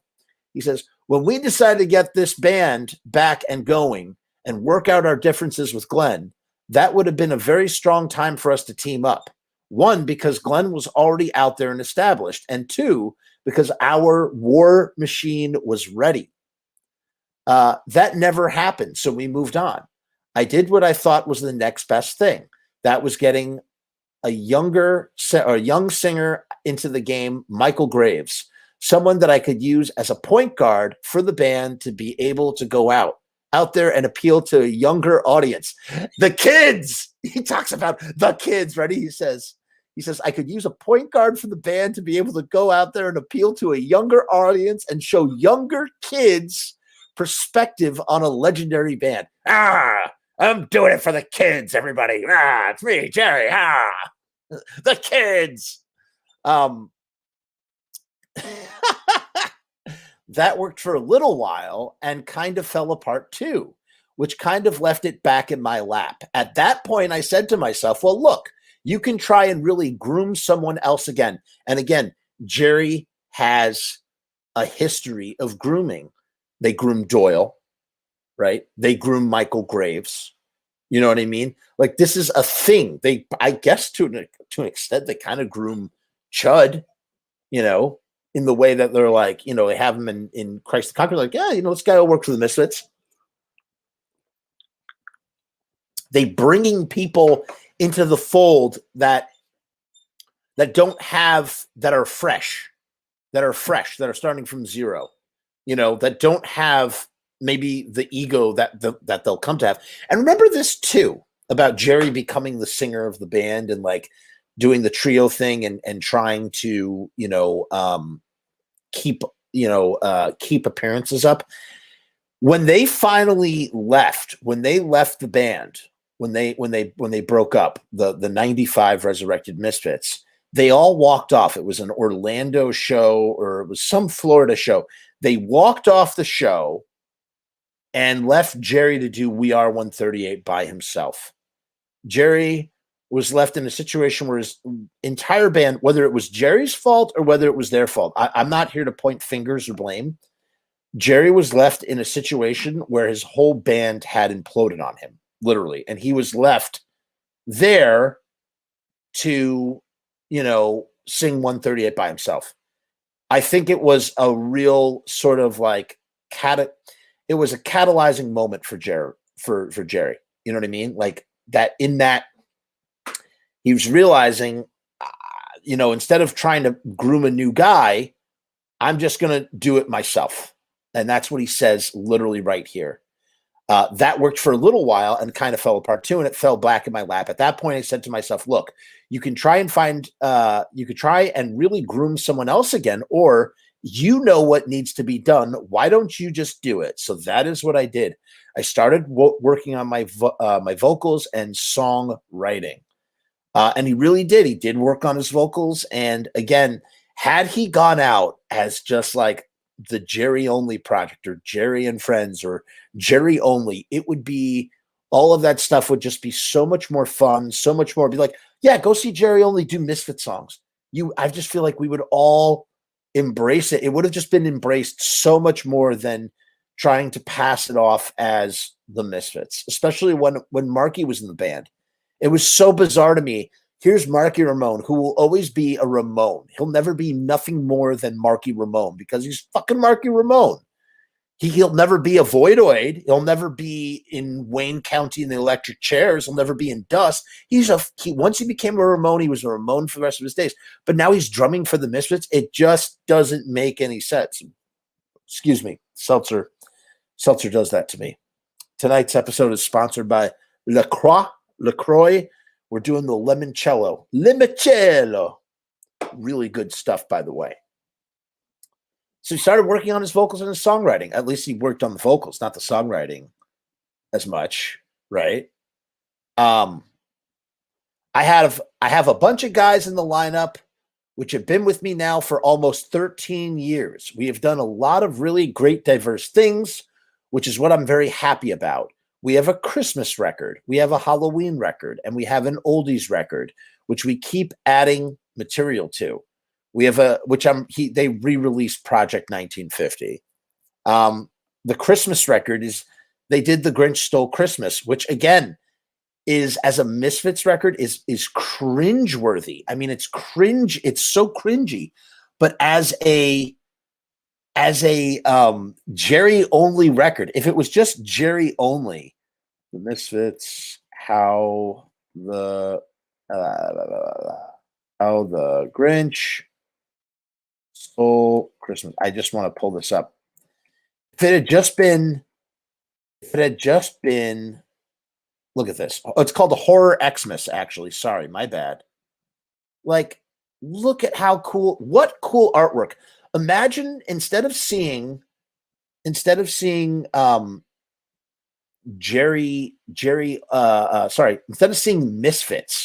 imagine if this just said Jerry only right here, and it was Horror Xmas. He could still use the Crimson Ghost. He could still do the Grinch thing. It just says Jerry only instead of the Misfits. How cool. How much cooler would that be? Wow, I've never seen that shirt before. Look at this Grinch shirt. That is awesome. Wow. Someone's a genius for making that. You know what I mean?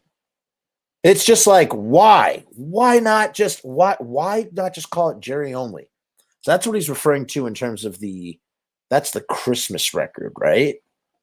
So he's talking about all the different records that he has. And now he goes, we have a new studio album, which I think is our best, especially for my performance anyway, because he recorded those songs.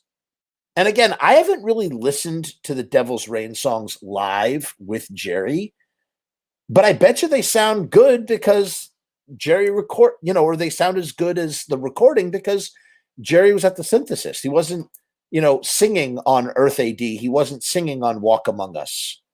So of course we're going to compare him to Glenn. Of course we're going to compare him to Michael Graves. But it's like Devil's Reign is where Jerry finds his own, just the way water finds its own level. Speaking of rain, water finds its own level. Jerry finds his own level with Devil's Reign. You know what I mean? He says, which I think is our best, especially for my performance anyway. And we have a new live album that I think is showing some real credibility for how we are able to perform the stuff live. So they put out a live album as well, which has some of my favorite Misfits cover art, actually, post 95. I love it. It's like it's Dead Alive. It's like an Egyptian, you've seen it with Jerry. I love it, man. And again, imagine instead of it saying Misfits Dead Alive, imagine if it just said Jerry only Dead Alive with Jerry on the cover. That's why I love that Jerry Other is doing a thing as Jerry Other. I think it's great. Oh God, sorry about all these burps, you guys. But the reason why they're doing that live album is because people are talking shit and they're going, "Oh, they suck live. Oh my God, like Robo plays everything super fast or whatever, and like Dez and blah, blah, blah, they're like, well, let us record ourselves at BB King's. We're going to put this out. Let this be the proof." And I think I got to listen to that live record. I might have listened to it one time. I really should give it a full appraisal. Let me ask you guys a question. If I started doing album reviews, like listening party album reviews, would you guys watch that? Like just doing commentary on that? Tell me in the comments if you would. Oh my God, guys, this interview is so long. We're never going to get through it. Fuck. As far as bringing back the Misfits, it was a gamble. A lot of people said, I don't know if you should do this. So here's Jerry Only's mindset in 2013 about bringing back the Misfits. A lot of people said, I don't know if you should do this. I think the worst thing is not to try. I'd rather try and fail at something than never try at all. On that note, so here's the thing. I agree with that philosophy a lot. I live and die by that philosophy. but not when it comes to the Misfits. Not when it comes to the Misfits, Jerry. Peer pressure to me is nothing more than a push to try and do something. When people say you shouldn't do this, the more I want to do it. I don't know if it's the right way to do things, haha, but I can't do it now. I want to do it. Cryptic Rock says, I understand that. When someone contradicts you, it makes you more determined to do it. Jerry only says, yeah, for sure. The more they tell me I can't do it, the more I want to prove them wrong. Before we get to this next thing, let's just go to the comments real quick. This is all, I'm going to ignore this because this is all off topic. Super off topic. Wasn't it going to be possibly at one point that Dave Vanian from The Dam was going to be the singer of the Misfits? He was approached. He never was going to do it. He was approached, and the reason why he was approached, and back in the day, Glenn had actually written a song for Dave to sing, if you could believe that, which eventually turned into the first Sam Hain song, which was Archangel. I'm skipping over some of these. I like all the alternate recording sessions. I think Jerry only wanted Dave Vanian to sing for the Resurrected Misfits before they got Graves. That is correct, Oni. You are correct on that. What an incredibly daunting task to find a replacement for Glenn. Yeah, man. I mean, yeah. And they replaced him with Michael Graves. All right, man. Yeah, that's right. That's why he is called Jerry Only. See you later, Potato Fry. Thanks for joining us. Were the shows the OG Misfits did a few years back the only ones they had planned? Because it'd be nice if they came to the UK. So far, they were supposed to do their first international show in 2020 in Mexico, and it got canceled because of COVID, unfortunately. Paul says, sometimes you just got to let go the egos to go in a band. Yeah, you really do. And Jerry, I tip my hat to Jerry in 1995 for being like, I don't have to be the singer. I want someone else to be the singer. You know what I mean? He only realized that when Graves didn't work out, that I'm never going to be in the situation where I have my lead singer walk off the stage or not show up for a music video shoot with George Romero or cancel tours or refuse to go on tours because he wants to go to hockey camp. I'll just sing myself, which again is the same mentality when they kicked out Bobby Steele. It was the same thing. You know, again, it's like, is Bobby telling the truth? 100%. I think Bobby is telling the truth. Is Jerry telling the truth? Yes, I also think both of their stories match up. I am sure at some point, Bobby tried to pull some sort of thing, didn't show up just as like a F you those guys. And then Jerry in turn was like, oh, you think you're that important to this band? Well, we'll just stop. We'll just use Doyle. We're going to get Doyle in the band, which made the band suffer incredibly to have Doyle come into the band, at least musically suffer. You know what I'm saying? And he did it once again with Graves and himself as the singer. He's willing to let things suffer over principle. Project 1950 was a pretty good album for Marky to drum on since the tracks are 1950s covers and it's close to the Ramones formula. I couldn't agree more, man. I couldn't agree more. I wish Misfits 95 would have had Dave Vanian. It would have been perfect. Dave Vanian would have been phenomenal. So listen, Mike Hideous would have been pretty good too, man. Mike Hideous would have done something like Dave Vanian in the sense of like written something like more gothic tinged, maybe like Phantom Chords, It would have been perfect. The band legacy would have not been tarnished with that joke Graves. Man, people would love Vanian era Misfits. That is a whole projection that we could do sometime, thinking about that. It really, really is.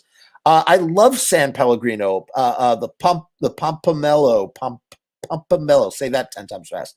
I love pomelos. I love pomelo grapefruit, and I love pomelo grapefruit flavored things. Although San Pellegrino has juice in it and a lot of sugar, and I'm trying to limit my sugar intake. It's unfortunate. Jerry's heart is obviously in the right place, but he really needed to find a new songwriter. One of the smartest things that Doyle did with his solo project was bring in Alex Story. I could not agree more. Having Alex Story there was the best thing Doyle ever could have done for his band Graves. 100% agree. He fits that perfectly. Doyle was smart to do that. Yes, they did. They did do a Christmas Fiend figure. He would make no money as Jerry. That's not true, though. He just would have had to start further back. He would have had to start at the bottom rung. But he slowly would have cultivated it, man. It would have been him. It would have been Doyle. You know, I've said this forever. They were toying with the name Them, like the Ants or whatever. They could have just called themselves the Resurrected. It would have worked. It would have worked for the Christian thing that they were doing in Christ the Conqueror. Just change your name to the Resurrected Misfits. It would have been perfect.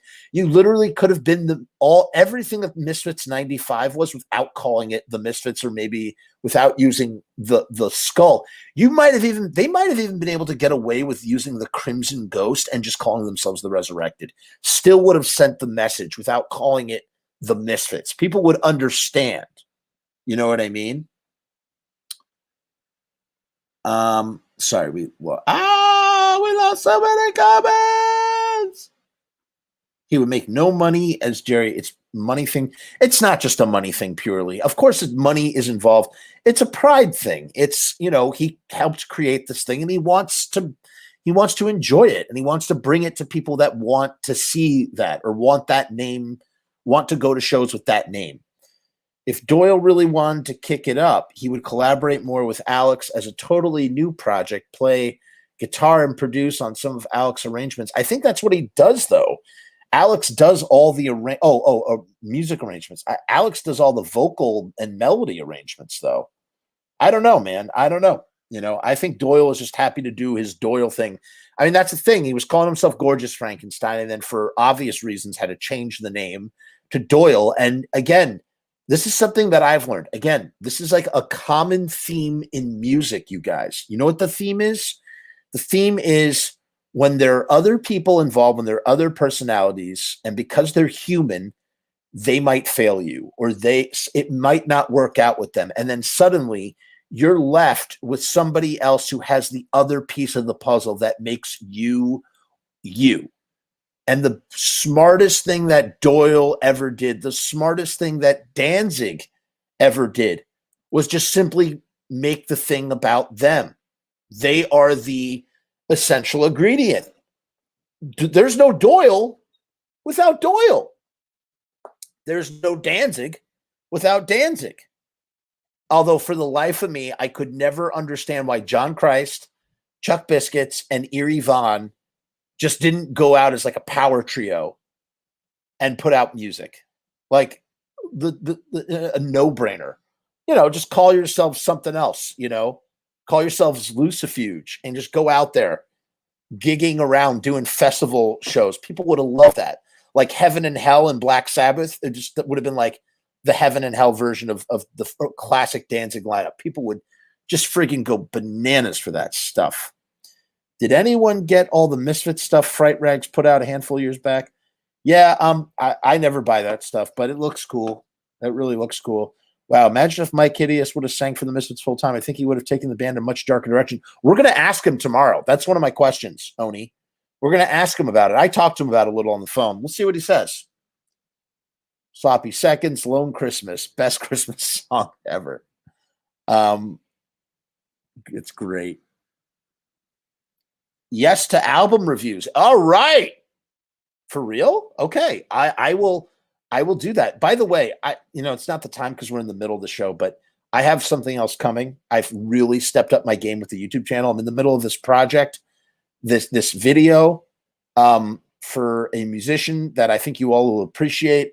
Well, I can just tell you, I'm doing a Screamin' Jay Hawkins video retrospective about Screamin' Jay Hawkins. It's not very long. It's not anything like 1979.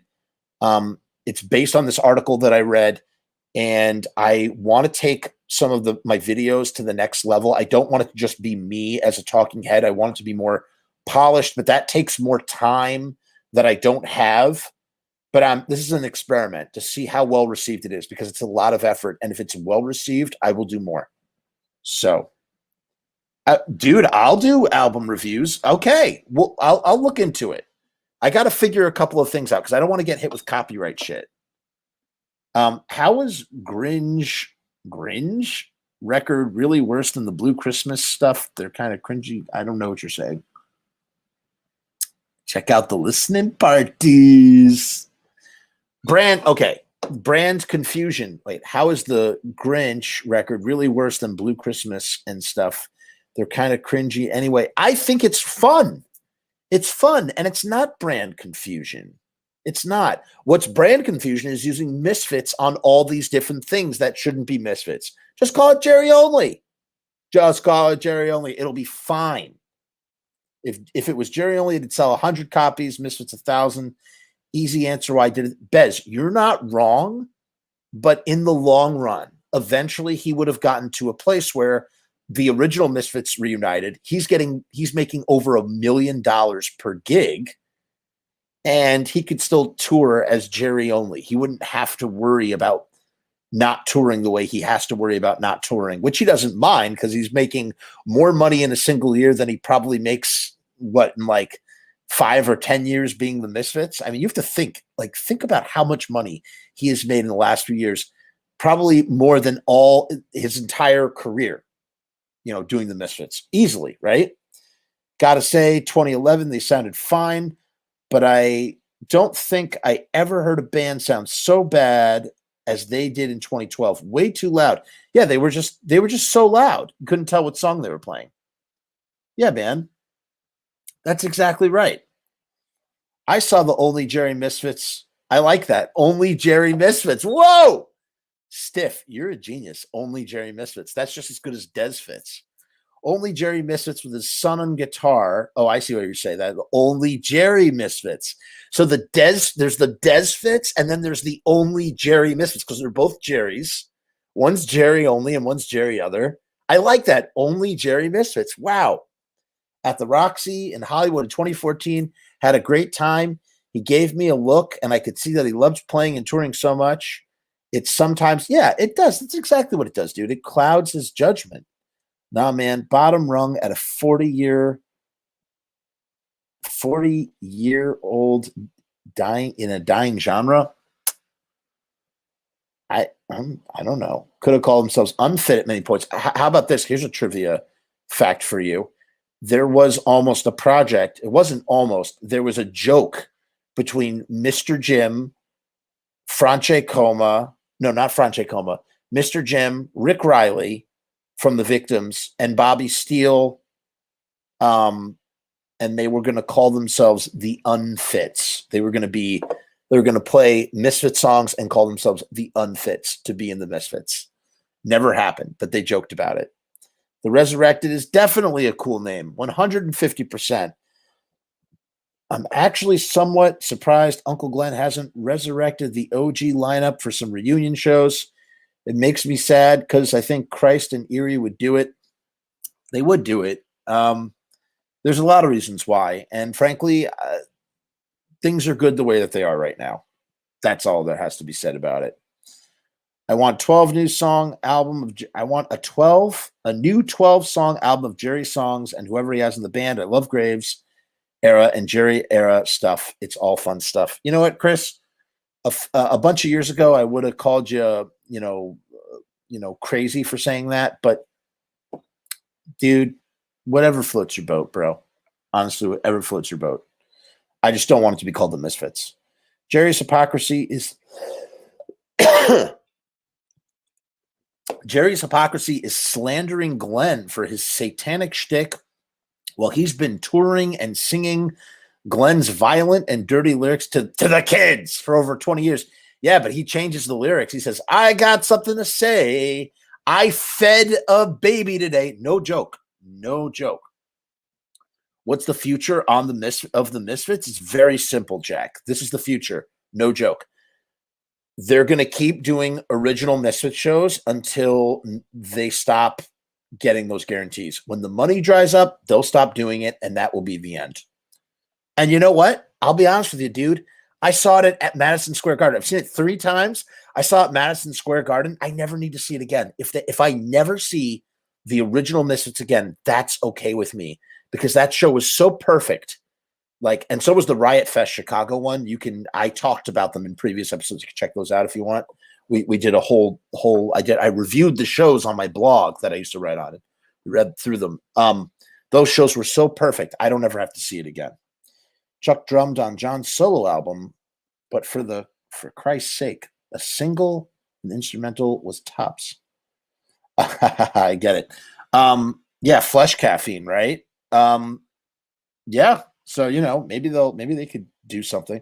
I saw Fitz in Allentown, October in October 2008 with Robo and Dez, and they did a ton of Glenn songs. Of course they did. I get you, brother. Seeing Misfits on the bill versus Jerry when you're relying on touring live sales. I just get why he did it. I agree. You don't get why he did it. Allentown. Yeah, Allentown.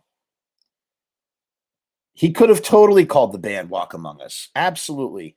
Pat says, best Jerry Fitz I ever saw was the same week his father passed away. He saw me and all the Lodi guys in the crowd, shouted out Lodi, and then announced, "Aw." Then hit Descending Angel, epic. Yeah, that must have been a really nice moment, Pat. For those of you who don't know, Pat's father is Franche Coma, the Static Age guitarist of the Misfits. For all the newbies in the house, Pete says, when the Misfits play in the East Coast again, we need to have a They Came From Lodi get together. All right, you know what? Just because Pete said it, we're gonna do it. We'll do it. We'll have a heavy metal parking lot and just hang out. He was so passionate when playing it for his own man. Is that? I'd like to see that video. When he was so passionate while playing it for his old man. Pat, send me the video if there's video of that. Any cell phone video, I'd like to see it. Honestly. Oh God, if Glenn finds out, he's going to tie Jerry up and force feed him an actual baby. Christ has rehabilitated his hand. Has been playing for a few years now. Yes, I know that. He had to rehab his playing hand, his fretting hand, man. And he plays real good now. I'm telling him, I don't know why Erie, who, is always selling stuff. He's always selling his paintings.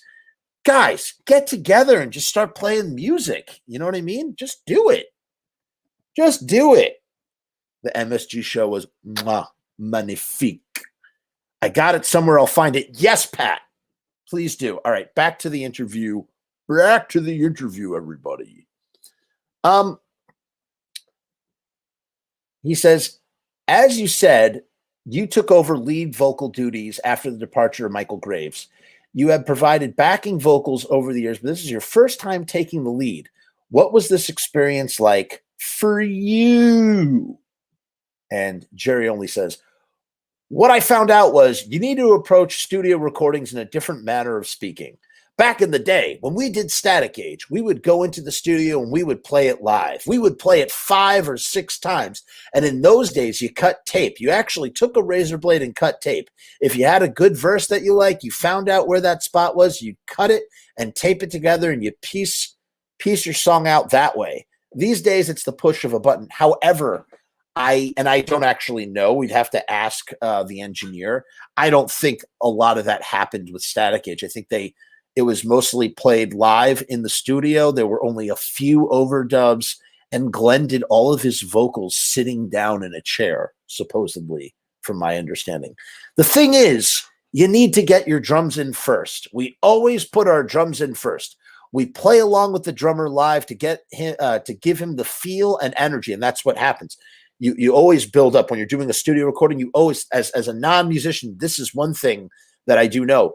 You go like this. You do drums, then you do bass, then you do guitars, and you do vocals last. But in order to capture the drums, the whole band has to play. And that's where you get your scratch vocal, and you do your scratch guitar and your scratch bass. But the drums you're recording for real. And that's how you get the feeling for the drums, right? The thing is, you need to get your drums in first. We always play our drums in first. We play along with the drummer live to give him the feel and energy, but we don't actually keep the track with the bass to do it. We go back in and we re-record the bass, not line by line, but with a clean track, clean aspect and knowing what the drums are doing. It basically gives you an advantage to perform better based on having pieces like a house. First your foundation, then your first floor and your second floor. That's a good, Jerry, that's a really good analogy. The thing, most times in studio situations, record companies give you money. They give you money and you spend your money. 10 days taking the drums, 2 weeks tracking the guitar and bass, and only squeeze in 3 to 4 days for vocals. To me, that is wrong. The hardest thing to really get right is the emotion, pitch, and performance of the vocals. You're worried so much about your structure, then you have holes in your roof. I think there's something to be said about that too.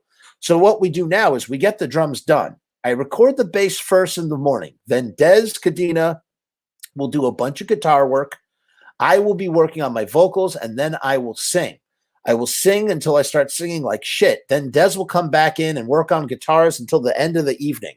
Every day I am singing, and every day I go home and listen to what we did. First, I have to listen to 1 song. Second day, 2 songs. Third day, 3. Then I start making notes of what I like and what I don't like. Then I go back. And fix that stuff and try to get it as close as I can. With The Devil's Rain, we spend about 35 to 40 days making the record, and I probably spent about 25 of them singing. Normally, that would not happen.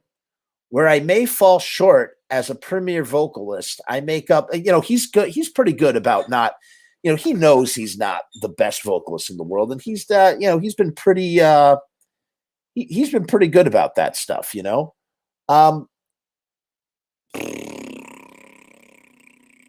I make up by using a strategy to give me an advantage with multiple opportunities to achieve that level of playing. That is where we are at.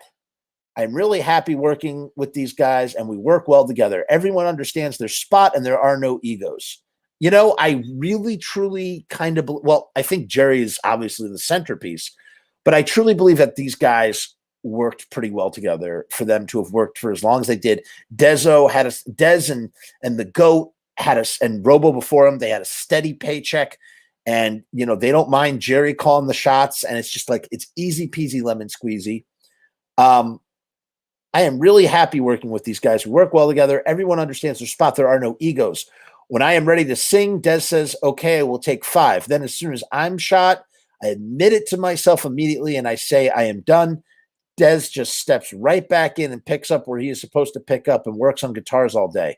With that formula, we have averaged about a song every day and a half in the studio. For me, that's a home run. To actually work out of the studio like that, for me, that's a home run. To actually work out of a studio and like what you've done and not want to change anything. To me, then you've achieved your goal. Now, what's interesting is, so they do The Devil's Rain, they do the live album, but then they're like, they don't, there's no follow-up. There's no follow-up studio album to The Devil's Rain. What do they do instead? They record a bunch of songs and they start putting them out as EPs and singles, which is actually a really smart move for the musical climate. They do a physical vinyl release for the diehard collectors, and they just put it out. I mean, I'm sure it was easier. I'm sure it was easier for them to do it that way, in a way. I bet you they made more money, on each release. There's more stuff to tour on, like to support. There's a lot of great reasons, I think, to do that.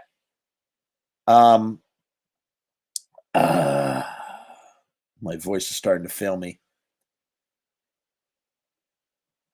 If the 1983 lineup kept making albums until 2021, would people even care, or would the band have evolved into something that is unrecognizable to its roots? I mean, Chris, this is part of a bigger question or a bigger concept, in that Danzig, Black Laden Crown is the Misfits in 2019 or 2018, whenever that record came out. You know what I'm saying? For Danzig was just always Danzig. You know what I mean? First he was Danzig and the Misfits, then Danzig and Sam A, and then he was Danzig. He does all the songs. It's been a progression of his songwriting. So to answer your question, what is that album in 2021 or 2018? It's Black Laden Crown is the latest Misfits album. That's how Danzig looks at it when you think about it. You know, I gotta slip out. This is such a great channel, and everyone is so cool. Like cool used to be. Catch it. Hey man. Hey, thank you so much for joining us. We'll see you again real soon. I hope. I do drums last with a lot of improv reactions so they don't step on anything like Bill Ward would do. That's crazy. And I didn't know that Bill Ward does that. Explain that more. Explain to me. I don't understand. Bryce says, where he falls short is unlike some punk bands, the Misfits sound is completely reliant on a great vocalist. Bryce, excellent observation. Excellent observation. And you're totally, totally right. Yeesh. Cryptic Rock says, definitely, it sounds like a great formula. The Devil's Rain was the first. The Devil's Rain was first with you on lead vocals, and the first studio album by the Misfits in 8 years. It's 8 years, but really 11 years or 12 years. It was really 12 years because Famous Monsters was the last album of original material as it was attended when it was recorded. The record does have a different sound than previous Misfits releases, which at some points he was promising a record that was a return to the Earth AD formula or the Earth AD form, which was just total and complete BS. That we did not get that at all. Was this something you were aiming for when writing the songs? Jerry only says, no. I'm a firm believer that the songs write themselves. You will have an idea and start piecing it together. It will find its ground and go where it wants to go. If you just keep improving it and being critical of it, it becomes better and better. I think that one of the formula is that none of our albums actually sound the same. You listen to Static Age and it has a cleaner sound. You listen to Walk Among Us and it's more of a punk album. Earth AD is just insanity. You listen to American Psycho, and all of a sudden the Misfits have come into their own. You were listening to songs like Dig Up Her Bones, American Psycho, and From Hell They Came. That album was the only time I kind of groomed something to make a statement musically that I knew people wanted to hear, and that was that we were a punk band. Really, that album was punk hardcore fastball. No, it wasn't, man. It was metal.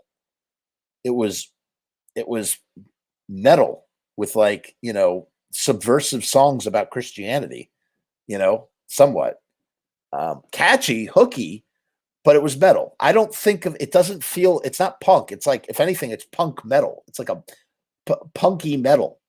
You know what I mean? I used to call Famous Monsters like cheesy metal. It's just like, are some of the songs a lot of fun? Yeah, The 95 band is really outside of the punk paradigm, in my opinion. It's just, then Famous Monsters was all over the board. Once again, the band exploded. It always seemed you get to a point in the road where then it is time to recreate yourself. You always come to a position where there is unstable ground. If the ground shakes hard enough, then people fall off and you have to bring in new people. I mean, this is Jerry just like describing the stuff he's just super abstract when he's describing all this stuff. Oh my God, this is such a long interview.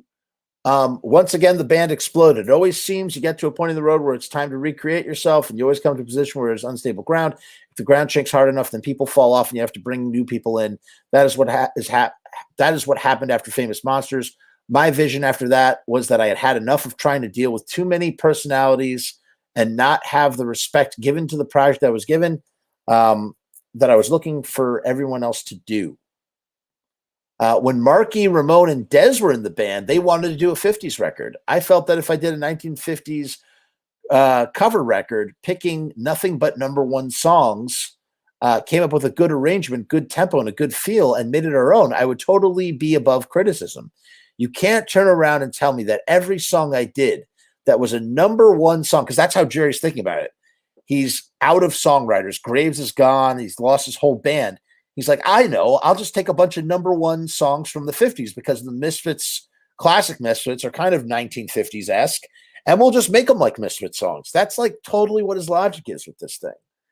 You can't turn around and tell me that every song I did that was a #1 song, that my material sucks. We did Donna. He's saying that you can't tell me that my material sucks. We did Donna, This Magic Moment, Only Make Believe, Great Balls of Fire, and all great songs. It was just a matter based on performance, and the performance was well. It was my first time singing, so I listened to that and say, I wish I had a better shot at this line, or if the word were a little bit stronger, just because I'm a critic of what I do. I don't know if this is bad transcribing. I don't know if that's just the way that Jerry talks, but it is really hard to read this interview, even harder than it is normally. On the next record, The Devil's Reign, I was completely satisfied because I gave myself enough time to evaluate what I was doing and make the adjustments. You know, it's funny. Jerry just talks and talks and talks about this stuff in interviews. But meanwhile, it's like, look at Graves. He just writes it. He just writes it and shits it out, whether it's good or bad. And he's on to the next thing. It's like Jerry's done this one album just endlessly talking about it. You know, I don't know. It's just, you could tell that like it was a real challenge for him to overcome, to get to a place where he could release an album of his own material. And I'm happy he did it.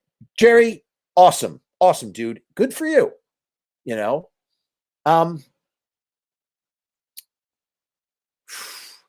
That was just a matter of strategy, not wanting to be a rock star, not wanting to be in the studio. I was in the studio until the sun came up and the sun went down. We worked at Ed Stasium's house, and it went well. It was really good working with Ed. Ed will listen to songs and tell you, let's do this twice. I like this better. How about try this? Then he'll play all these subtle little parts in the background that you don't notice. But man, it really gives the song a third dimension. I am really happy with the progress of the Misfits. I thank God, because a lot of times when we came back, things were shaky, lineups were shaky, that I doubted bringing back the Misfits was a good idea. And there, I mean, that's a moment of true, like, that's genuine right there. You know, the idea that like every time they tries to take out a new version of the band, the lineups are unstable, they fall apart. And so he's like, I got to do this stuff myself or else it's not going to happen. You know? I felt that we were legends. Maybe I should have left it alone. Now the kids, he calls it the kids once again. Now the kids scream for Dig Up Her Bones, Scream, or The Curse of the Mummy's Hand. I watch the crowd when Dez does Jack the Ripper, and the whole place breaks into a pit. To me, being in the band that everyone built their visions on for the 80s and 90s, to still come back in 2014, really 2013, and really just keep holding ground and breaking new ground. Cryptic Rock says, it's great that you were, see, this is the album art. I love this album artwork. This is really, really cool stuff, man. Look at that. Jerry, this was brilliant, man. I mean, this is so great. But imagine, instead of it saying Misfits, imagine if this just said Jerry only. How cool would that be? It would just be so much better. I would have to own this record if it didn't say Misfits on it like that, you know? It's great you were doing it, stuck with it, and the Misfits are still around. In 2013, you released the live record Dead Alive. It's the band's first live record in quite some time.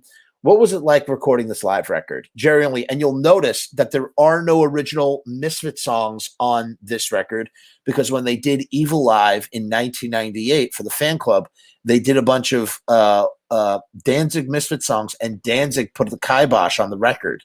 So it's actually it's hard to come by that Evilive 2 record. Jerry only says, this record was recorded in New Jersey, which is our hometown, at Starland Ballroom, one of the most, I thought it was BB King's. Oh, and BB King's, yeah. One of the most premier venues on the East Coast, and BB King's on Halloween night. We didn't know if we were actually going to release it. We said, let's record it. The band is playing well.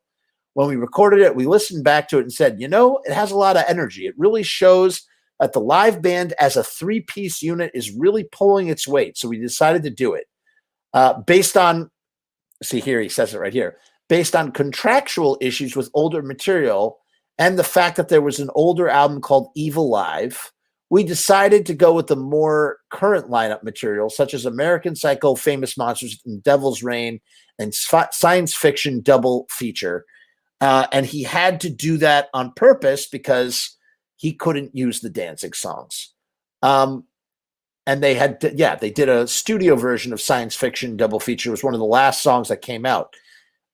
He says, I call that single my high production single. It has piano on Descending Angel and female. Well, he's talking about Descending Angel now.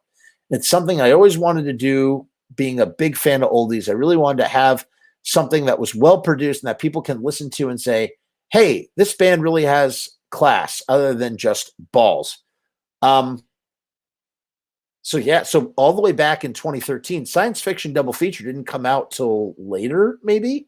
Oh no, I guess maybe it did come out around that time. Man, that whole time period is really condensed for me now. I don't know.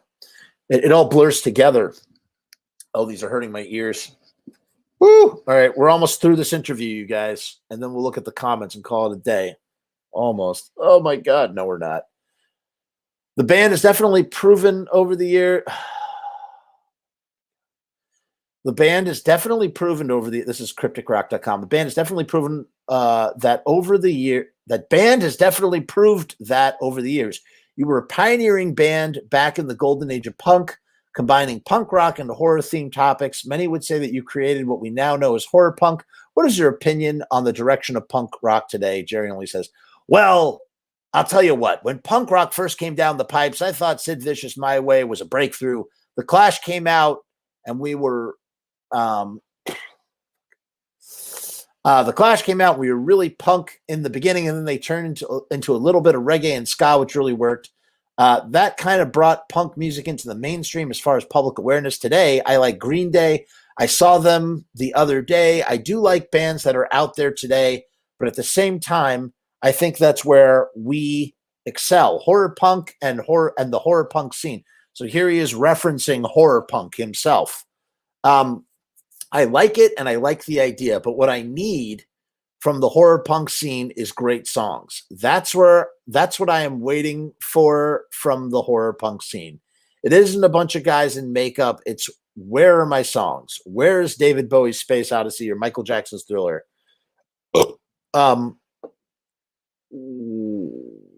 Where is the best song in the world? I am waiting to hear this. I do hear some of them, and every once in a while I hear a band playing a song that really astounds me. That is why I am shying away with this band. I don't want to make records because I need to make records. I want to make records because they needed to be made. That to me seems to be the difference.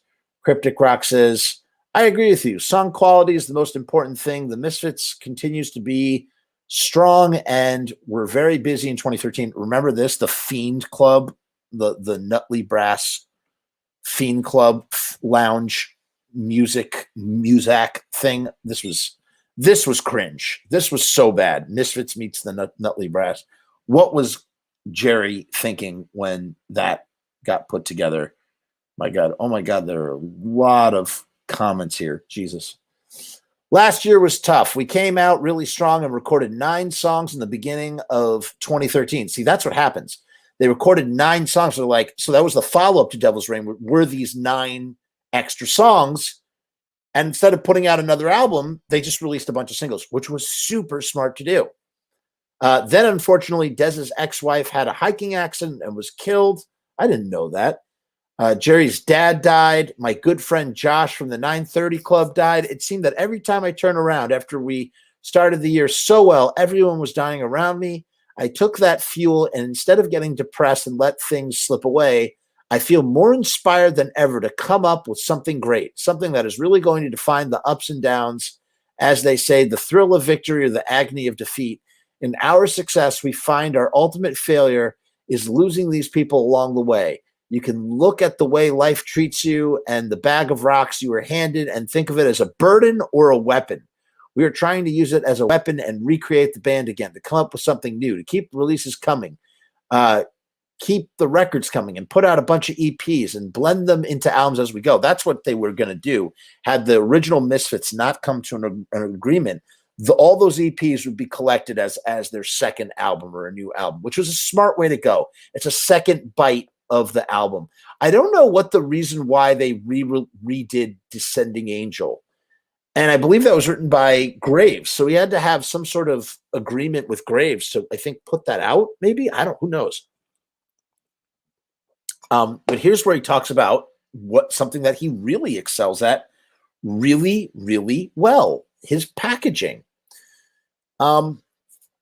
To come up with something new, keep the releases coming, keep the records coming, and put out a bunch of EPs and blend them into albums as we go. I think that is the wave of the future. The wave of the future is packaging. And he's right, because packaging is download proof. Will people always download? Of course. But packaging is the way to capture the collectors and capture people that like, I need to own this thing. He says, your package has to be the key. If you look at the new packaging for the Fiend Club Lounge, I think it is unparalleled. I think it's one of the best ones. Descending Angel, we put together. I'd like to add another song to it, change the packaging, and have a little bit more time on it. We've had so many releases that we haven't had time to totally tear these things apart and put them back together. At the same time, we are the record label now, so we don't have to ask anyone's permission to do anything, which I think is phenomenal. A lot of people bag on Misfits Records, but in actuality, it seems that, it's funny, Danzig has had really bad luck with record labels. Jerry, once the Roadrunner fallout had happened, Jerry has had really good luck. He hasn't had songs, but he's had good luck with a record label. He's had a record label for close to 20 years. He's put a bunch of stuff out under the record label. I mean, really, really smart business move, man. And being in complete control of everything. We have a record label now, so you don't have to ask anybody's permission to do anything. We just kind of do the hell what we want, which is also a problem in the sense that perhaps Jerry sometimes can get really bad ideas and needs another guiding voice that's not maybe John Cafiero to help with these matters. But who are you going to get? Who are you going to call? But you can literally track from 95 onward. You can see how Jerry makes these decisions and how these things come out. You know what I mean? To me, that's the goal I really always had as a kid, to be able to make music and to make music the way I wanted to without being told what to do and being a negative vibe for the kids, always for the kids. All right, let's take these comments before, guys, we're almost done with this thing. We're going to make it through. Thanks for sticking with me. I can't believe we're 2 hours in and we had 24 people. Now we're down to 21, but we had 24 people in here and we had upwards of 36 a little while ago. Hey, what's up, A-Hale? Joining the stream late. I dig the Friday the 13th single. That's cool, man. That's cool.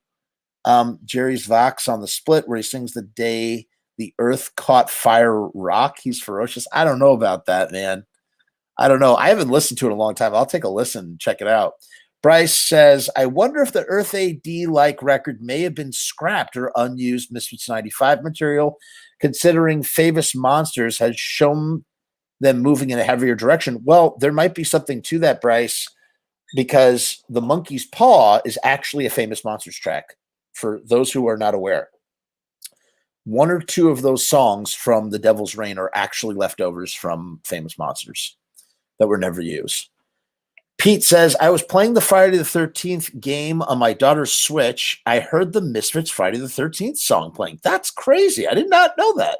I guess it's good Jerry can finally figure out a way to tie into the current pop culture. Well, that is a long-held dream by Jerry only. At some point in the 90s, Jerry got the idea in his head that he wanted to get on movie soundtracks, get your songs in movies. That's where the money is. And so, of course, he wrote Mars Attacks. They wrote Scream. They wrote Forbidden Zone, which is Planet of the Apes.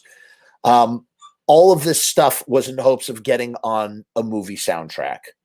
And they did kind of succeed with Bruiser, but Bruiser was a direct-to-video George Romero film, which is a great film, by the way. I like Bruiser a lot. So technically they succeeded with Bruiser 20 years prior, but, now they did it with the Friday the 13th game. Good for him. I'm a music producer. Working with musicians is hell on earth. Interesting. Demon Knight says, I like Jerry's voice best when he did that version of Monster Mash on Cuts from the Crypt. You know, he's pretty good on that. And I bet you that's where he first got that gusto for I Can Be the Singer. And that was further solidified when he started doing heavier backup vocals for Graves and for Zoli and even maybe Mike Hideous a little bit. If the OG Misfits are going to attempt to record anything, not likely, but we can dream, Danzig should set the tempo and record the scratch with Lombardo and Doyle. I have so much to say. We're going to have this conversation again because we kind of had this conversation before, but we'll do it. We'll make a whole episode out of it. We'll make a symposium. We'll talk about this, what needs to happen in order for there to be a new Misfits record. And I truly don't think there could or should be a new Misfits record. I wouldn't mind Evilive 3, but not a new Misfits record, unless one condition. But I'm not going to bring it up now. Seth says, the thing about Glenn versus Jerry is there was a worldview and a social commentary behind the horror lyrics and not just goofy horror trope lyrics. That's what Jerry didn't understand about Glenn's songwriting. He brought back the Misfits and he goes, oh yeah, we'll just write about the horror movie. You know, like that's literally what it was. That's what it was. He's just going on and on and on. There's no substance behind anything except for Christianity. The only thing he's writing about is Christianity, or Graves is writing about Christianity. And then let Jerry and Doyle lay their stuff down. Release one more 3-song 7-inch EP for the fans. Then charge an ungodly amount of money for the complete 7-inch collection. Huh. That would be smart to do a box set of the 7 inches. Throw in a couple extra bonus songs on like a bonus LP, EP, you know, or release it as a collected LP with a few bonus tracks. But on Project 1950, he writes extensively why he chose each song. So what? What's the point, Chris? I mean, it was a great idea. They're great songs. I think enough time has passed where people used to hate Project 1950, you guys. Dude, if this was 13, 14, 15 years ago, people hated Project 1950. I think people are a lot more forgiving as time has passed. It is people have come to appreciate it for what it is. The OG lineup EP might be cool, 4 really good songs, and then lay it to rest. That's because it's about the money, Jeff. Ha ha ha ha. You're right. Why? Why is it a stinker, Ahale? It's a stinker because it's called the Misfits, but it's not. But the recordings are not stinkers. They're great recordings. I know part of the problem between Jerry, Graves, Doyle, and Chud. Jerry wanted to be G-rated, but for the kids, band for the kids. Sorry, I just suck at reading.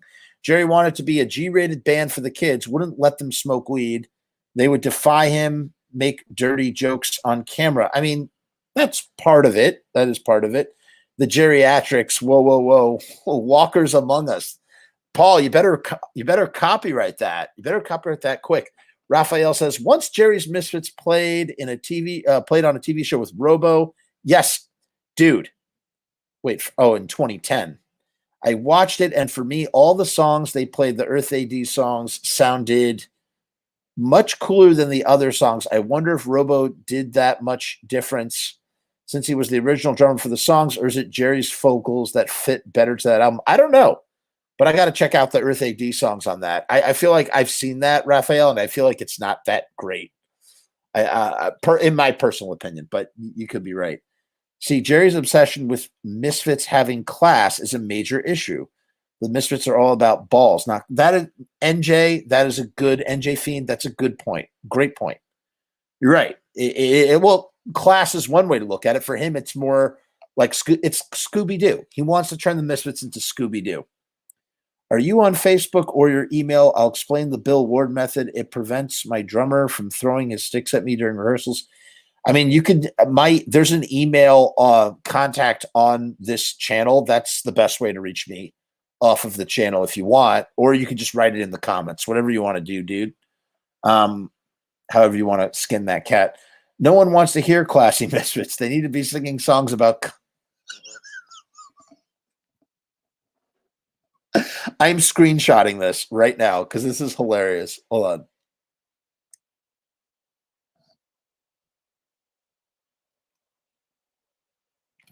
I had to screenshot that. Let me do it one more, because that is so good.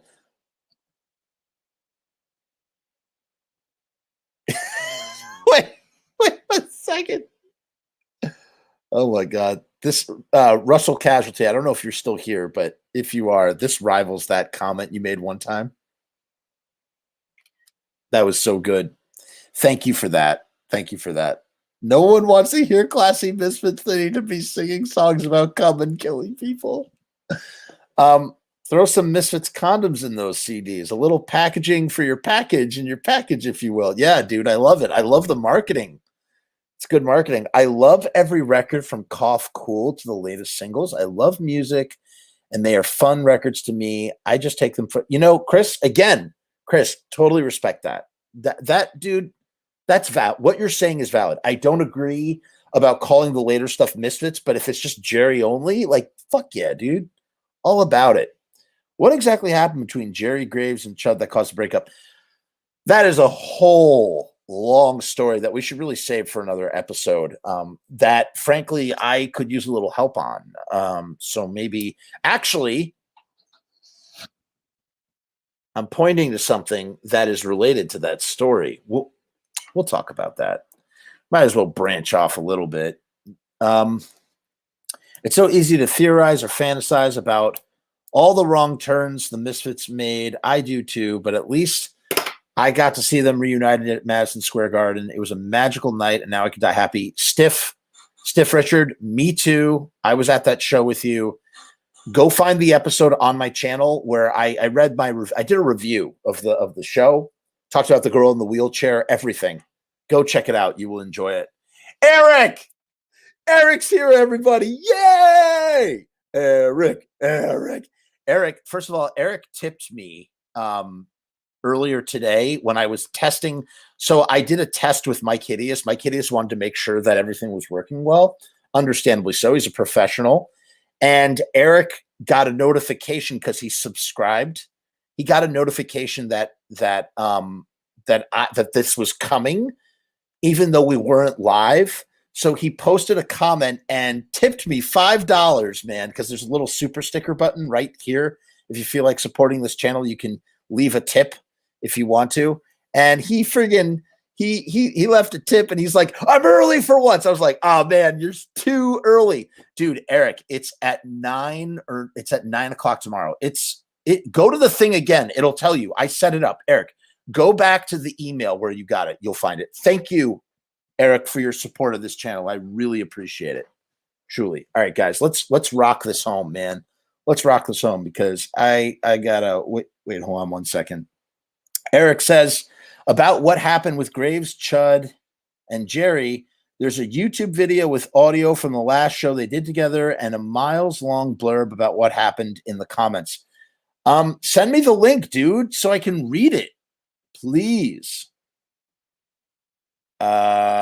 You should, Chris, try and locate a copy of Scream With Me by Tom Begowitz, and with featuring content from Umberto, and there's one other guy in there as well. That's a book you should really check out. If you post on Instagram at me lol. Eric, I just want to see that thing. Please do. Chris, it's a phenomenal book. It's not easy to get a hold of. It's out of print now, but you can still track. I think you can still get copies in bookstores, so you can still get it for face value. I got mine for $30, which was the face value, which I was happy to support, especially because Tom is in my movie. Tom designed the box set and the Static Age stuff. He worked with Glenn, with Caroline Records, yada, yada, yada. All right, guys, let's get back to this. Let's finish this up. Cryptic Rock says, the artistic feeling has to be a surreal feeling. Sorry, the artistic freedom has to be a surreal feeling when that is what you are aiming for. I imagine that is what any artist aims for, also to take all those negatives and make positives out of them. Jerry only says, I think that was the message of 2013. You could be the biggest and the best in the world, but you can also bottom out just as quick. Well, Jerry, just wait until 2020. The only thing you have to realize is that when you're low and you have no place else to go, you have no place else to go other than up. So just keep digging and get back up. We picked it back up with the Christmas run. Now we're off to Australia. I tried to get a couple of songs over the holidays, a few more Christmas songs, a couple of 50 songs, and maybe a few new ones. So maybe we can have a new EP in 2014 as well. If I can get 10 or 12 songs off before the summer breaks, then Misfits Records is rolling strong.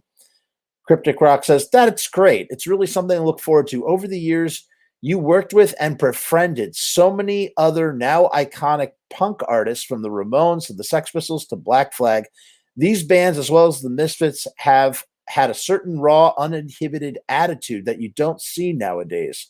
What do you think the main difference between the image, that image opposed to bands now? Jerry says, it's funny because my daughters are in Catholic school and I write them a letter from the road every day telling them about what town I'm in.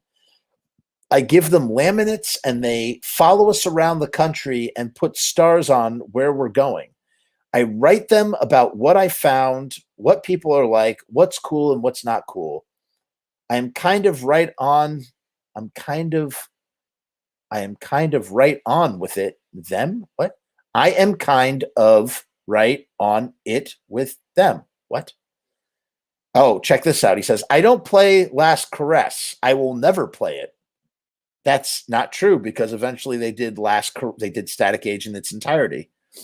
I don't play Last Caress. I will never play it. The point I'm trying to make was when I was a kid and when we first learned the song, I was a rowdy 17-year-old. I wanted to make a mess.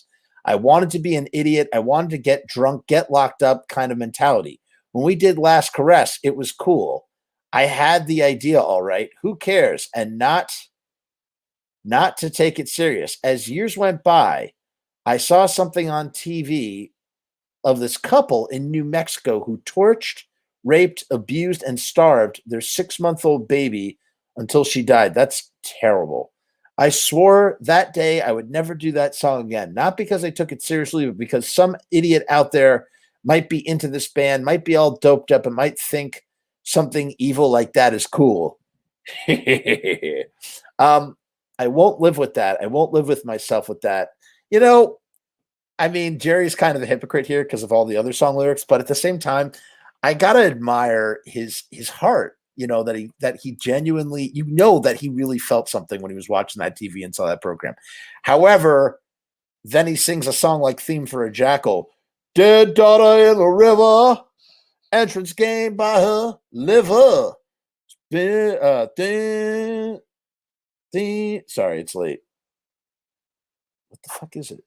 We were literally just talking about this. Theme for a Jackal theme. Play you with that song. You finally listen. No, spit, Jackal, spit. Play you with that song. You finally listen. Whatever. Anyway. Or skulls. The corpses all hang, headless and limp. Bodies with no surprises. The blood drains down like devil's rain. We'll bathe tonight. I want your skull. I need your skull. Hack the heads off little girls and put them on my wall. Rip the heads off little girls and put them on my wall, I think. I mean, come on, Jerry. Rip the heads off little girls and put them on my wall. I won't live with that. I won't live with myself with that. I have a moral drive today, and I have more passion than I ever had. I also have more morals for what I do than what I did back then. My viewpoint and perspective of being and what I want to be remembered most of all, being someone who cared enough not to do something that they knew was wrong. That is the message I send to my kids. The kids! If I did something I knew was wrong, if I did something I know was wrong, if you did something you know is wrong, you have to try and make it right. If you know it's wrong and you shouldn't do it, that's a sin. Here we have Jerry, you know, the religious side, the morality and religious side of Jerry coming out. If you try and do something good and it turns bad, that's a mistake. That's a big difference. I don't think the song should be taken literally. At the same time, I think my statement as being the first one in the band to play that song, I turn around and say, look at this little girl named Brittany. I will never play that song again because it means so much to me that she was hurt. I may give someone the wrong impression because it's my responsibility to lead my fans to a good place and a place where they can be themselves. I always tell my kids, the kids, you're in a country, you can do anything you want as long as you don't fuck with anyone else's shit. As long as you're not hurting anyone or ruining anyone's. I agree with that. As long as you're not fucking with anyone or hurting anyone or ruining anyone's property. Although they sure did a bunch of that back in the day with the Misfits, and you are obeying the law. Jerry, come on. You can do anything you want. I prove that every day with this band. Maybe now, but not back then. I think that's an opportunity that needs to be respected and viewed as responsibility to those on top to point everyone else in the right direction. I want you to be able to go home and play music and not get into a fight with her and get thrown out of your house. That's why I stopped putting swear words in my music. What are you talking about her? When we came back in 1995, we didn't have one swear word on the records. Oh, I know. We know, Jerry. We know. They didn't have one swear word on the records. When we first came out, we had a fucking attitude. We were trying to be obnoxious and aggressive in a good way, in a positive way to show artistic freedom. Not everyone views it that way, though. When we came back, I made my subject matter still about horror, but it wasn't about being socially ostracized. It was about doing what we do. This is where Jerry really gets high off of the fumes of his farts. Like, I mean, come on, Jerry. Uncle Jerry. I love you, Uncle Jerry, but come on, dude. This is the music we play, and these are the what is he even saying? What is the substance of what he's saying? You can play them for your kids. Elaine is a little bit, he's meant to say Helena, is a little bit graphic, but it's not obscene, I think. Or unless is there another song called Elaine? It's clear you derive influence. Guys, I'm going to get to the comments in a second. It's clear you derive influence from a series. Sorry, this has been bothering me. Woo!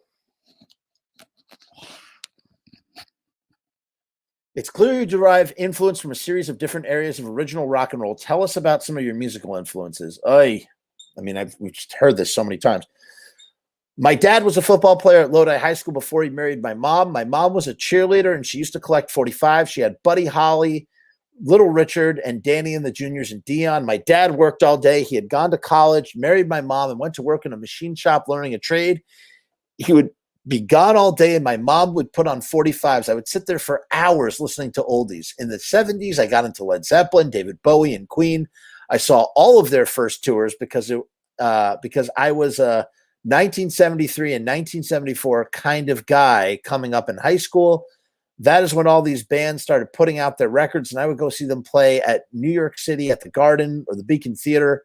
I didn't want to play until I saw David Bowie's Diamond Dogs show in 1974. This is something that Jerry would repeat endlessly. He even talked about this back in 1993. It wasn't something that came about more recently. The show was so theatrical, so cool that I immediately fell in love with the concept. What bothered me about Bowie is the way he would always change up the bit to what was popular at the time. He was doing Young Americans and Heroes.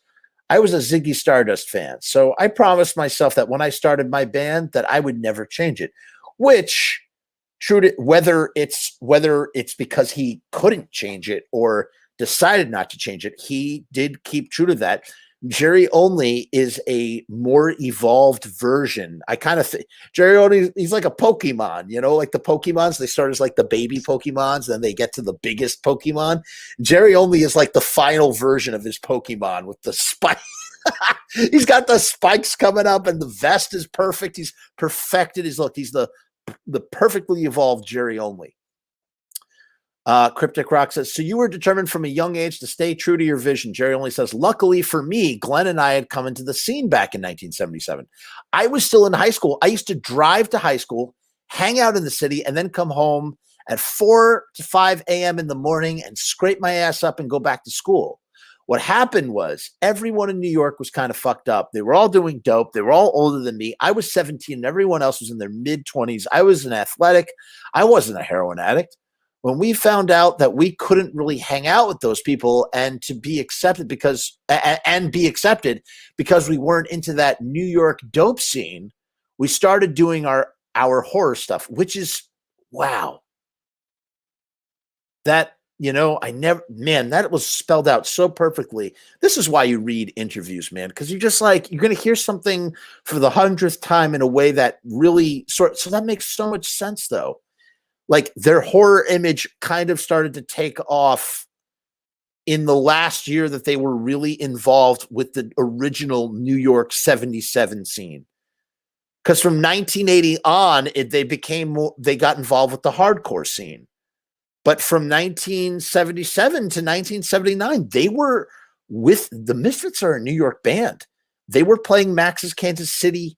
They were there rubbing elbows with everybody at CBGB's. You see it in the pictures. I mean, they had been doing it they had been trying to break in, in that kind of way. And they wouldn't get their first real break, in my opinion, looking back at this. That doesn't happen until they play with the Damned at Hurrah. Hurrahs, hurrah, rah, rah, rah. Let's finish this, guys. I'm like tired.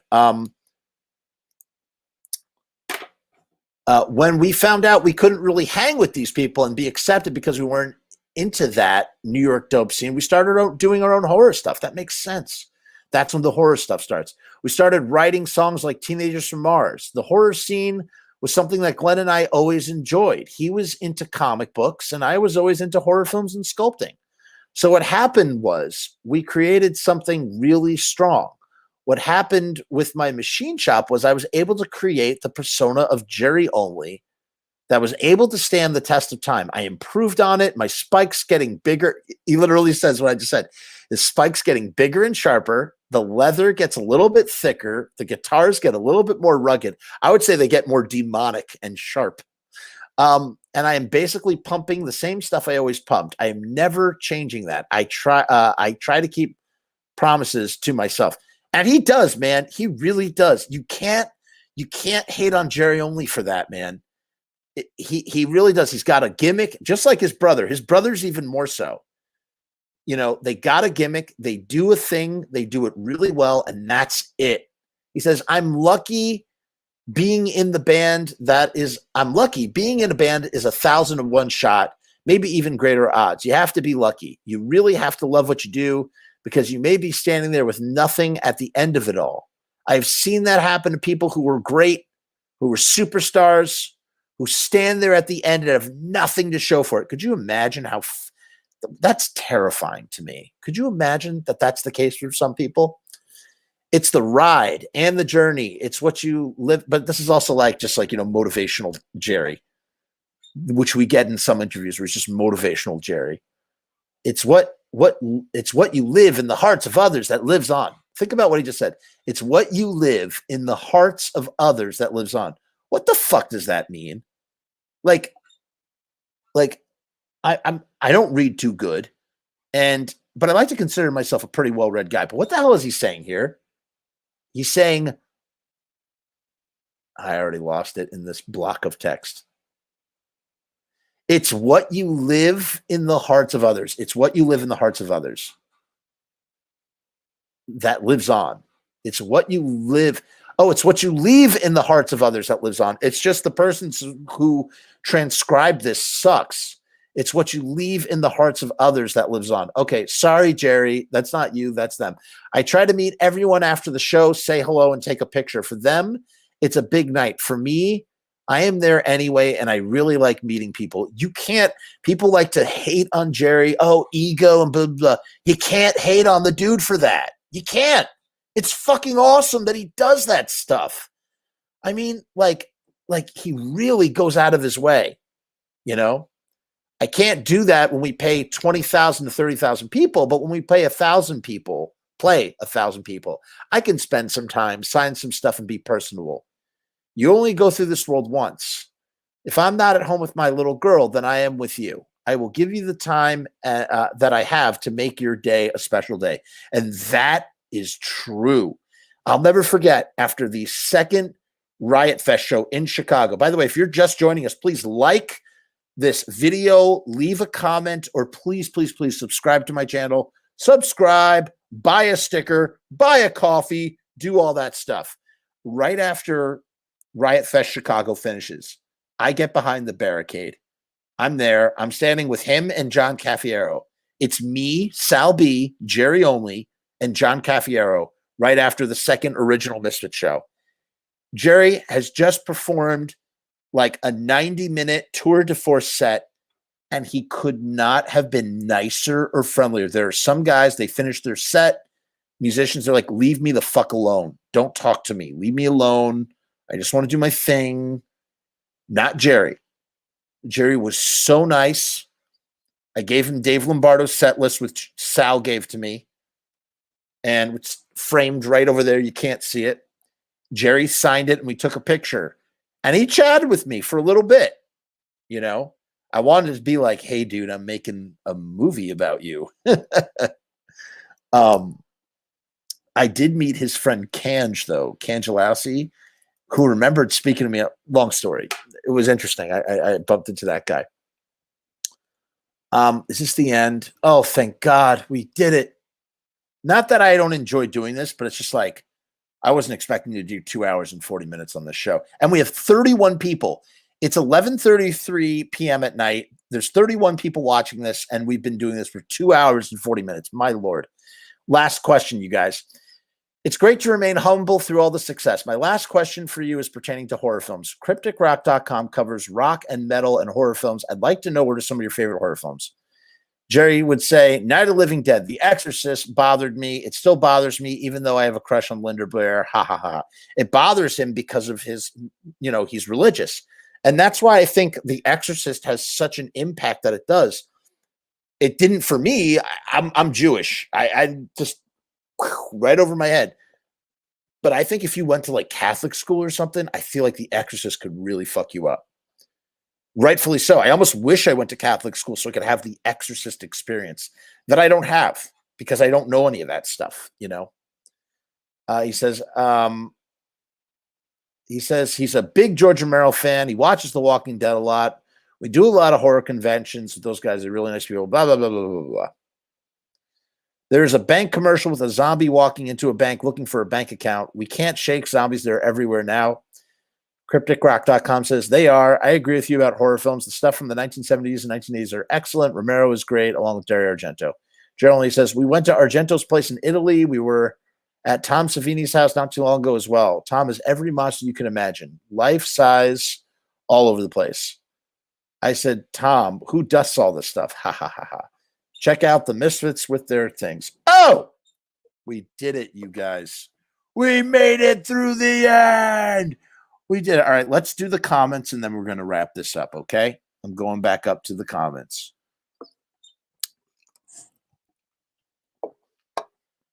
Uncle Glenn says 138 is about violence, but much like Bullet, it's also about cum. Yes, it is. Yes, it is. He whacked off 138 times in a row. After the 10th time, it gets. Seth, where do you come up with this stuff? Seth, you're nuts. Seth is nuts. I'm screenshotting this right now. Too funny. Seth is funny. I agree about Jerry going under his own name instead of the Misfits. It's like Tommy Iommi going under the Black Sabbath name after. Yeah, right. The Tire album, right? Tiyre. Yeah, man. His solo stuff is killer, but it ain't Sabbath to me. I agree. American Nightmare is Mr. J.K. Bro's favorite track. Yeah, it's a phenomenal track. Stiff Richard says, I thought Last Caress was about the Vietnam War. Baby killers raping. What? Stiff. All right, Stiff, you got to check out our episode that we did where we tried to decipher what the Misfits were singing about. I have never thought about Last Caress as being about the Vietnam War. You might be onto something there. We're going to have to take, we're going to do Last Caress when we do the next edition of what is Glenn singing about. And when we do, I'm going to make mention of that. Thank you for that. Wow. I never thought about that being about the Vietnam War. I got to tell that to TV Russell Casualty. Raphael says, if I'm not mistaken, in some shows, Jerry used to sing, I kissed your baby today instead of I killed you. Yes, he does. He does. And he says, I fed a baby today. He says that too. Fun with asbestos. I've been calling Jerry only Jerry since Doyle left. Got a lot of laughs back on the 7th House board. I'm sure you did. RIP to the 7th House. It doesn't exist anymore.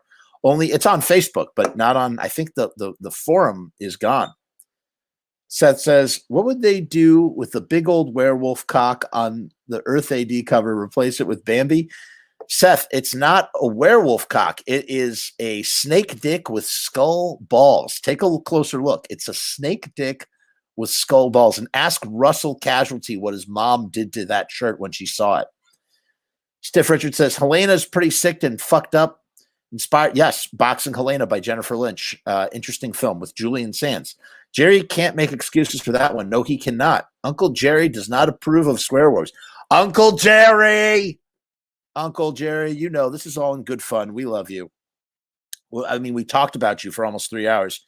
Ballad of the Broken says, I may possibly, theoretically, hypothetically be an owner of a certain tape of Danzig performing an acoustic set of One Night in 1991 Halloween show. That's awesome.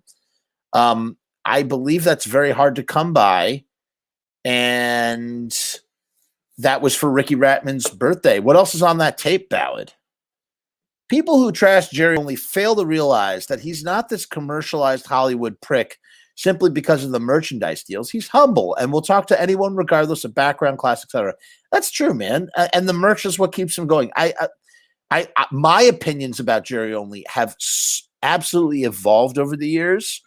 And I think we've all had him pegged wrong for a long time, a long, long time. Oni says, Jerry is probably saying that live. Jerry is probably saying that the live on due to fans. What? Jerry is probably saying that they live on due to the fans. Yeah. If the Fits had not broken up in 83, we wouldn't have gotten Sam Hain or Dan. That's not true. Or Dan. That's exactly what I think we were always going to get Sam Hain or Danzig. It just might have been called the Misfits. Or it might have just been called Danzig. The Misfits may have faded into oblivion and not had the recognition if Glenn didn't go through his evolution. Glenn was going to go through that evolution, I think, no matter what. That's something I hear Devilman say a whole bunch, and the guy from the Fiend Crypt. I agree with both of them. I think that's the truth. Hey, Chris, great chat to you. And thanks for chiming in and adding to the conversation. Thank all of you guys, all 31 of you who are still here almost 3 hours in. You guys rule. Don't forget to subscribe. Make sure you're subscribed to the channel. Jerry should do a show like Svengoolie. He did with his brother Doyle. Haven't you ever seen Curse of the Hideous Sun Demon? Let's find it real quick. We're going to wrap this up in a moment. Hold on.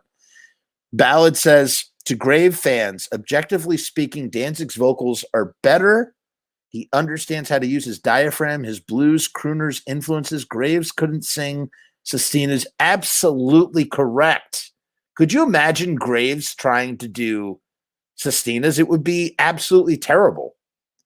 Hold on, let's see if we can find Jerry Only, or no, Misfits, Hideous Sun Demon. Aled says, I have a lot of the old fanzine mags, 80s Misfits interviews, the 1986 Thrasher rag, and a few 90s newspaper clippings discussing the Misfits before they reformed. I'll send you on Insta. Yes, Ballad, I would love to see that stuff. I mean, we've read some of it, but I'd love to see it. Maybe you have something that we haven't read yet and we can read. That's what I do. A lot of these episodes that you may have not seen are me doing this thing. I read an interview, I stop reading, we have a conversation, we talk about it, and we keep going. Oh, hey, Chris France, ready? Ready for this, buddy? Hold on 1 second. 1 second. Here we go. I can finally stop talking for a minute. My voice is dead from talking so much. Check this out. I don't mind playing the audio on this because I don't think this is how we're going to finish up the show, you guys. This is the end right here. Hold on. Tell me if you can hear this. Hopefully you can hear this audio. Ready? Good evening and welcome. Throughout time, there has always been a guy whose flask in the back pocket would be pulled out for any occasion, good or bad. That is never more apparent than in tonight's film. A great scientist whose drinking problem causes him a grave accident, and thereby a big fall. By night, a madman. So Jerry and Doyle were going to be like, they were trying to do a Sven Gulli type thing. They were going to be like movie hosts. They did the Hideous Sun Demon. And I think they did one more. And I think Doyle even talks, man. Doyle talks too. Eric says Graves always sang like he had a ball of phlegm in his sign. Do you want to scream? Do you scream? Ballad of the Broke. Point me to the. This is how, you know what's funny? This is how Graves is like this. This is Graves. What? I can't do it with it. Point me to the sky above. I can get there on my own. And then when he had Loki like really helping his operation, like doing a Loki, Graves wouldn't have done all the stuff that he did without Loki. Loki really was integral to this, but he started doing these funky dances, like with like his like skeleton hat with his hat. Point me to the sky above. Oh my God. Yeah, right. Isn't that cool? I think it's cool. The Hideous Sun Demon. Hideous Sun Demon he's referring to as being cool. Ballad of the Broken. I would be hesitant to comment on the vocal techniques between the two. I'm pretty sure Graves has a bit more schooling in vocal techniques, but preference is subjective. Both. Listen. I joke. I'm bagging on Graves right now, but Graves is a good singer. He's not a bad singer. The dude has talent. He does know how to sing, and he knows how to write a song. Like, you know, he does. Like, but, you know, I hate that people compare him to Danzig. I think he pales in comparison to what Danzig has accomplished with his voice. That's how I feel. Yeah, it's the funky chicken dance. It is. Yeah, dude, Loki's good people. Loki's been on a couple of the shows. You check it out. Imagine Jello Biafra from the Dead Kennedys singing "Dig Up Her Boat." Oh my God! Let me take this job and shit.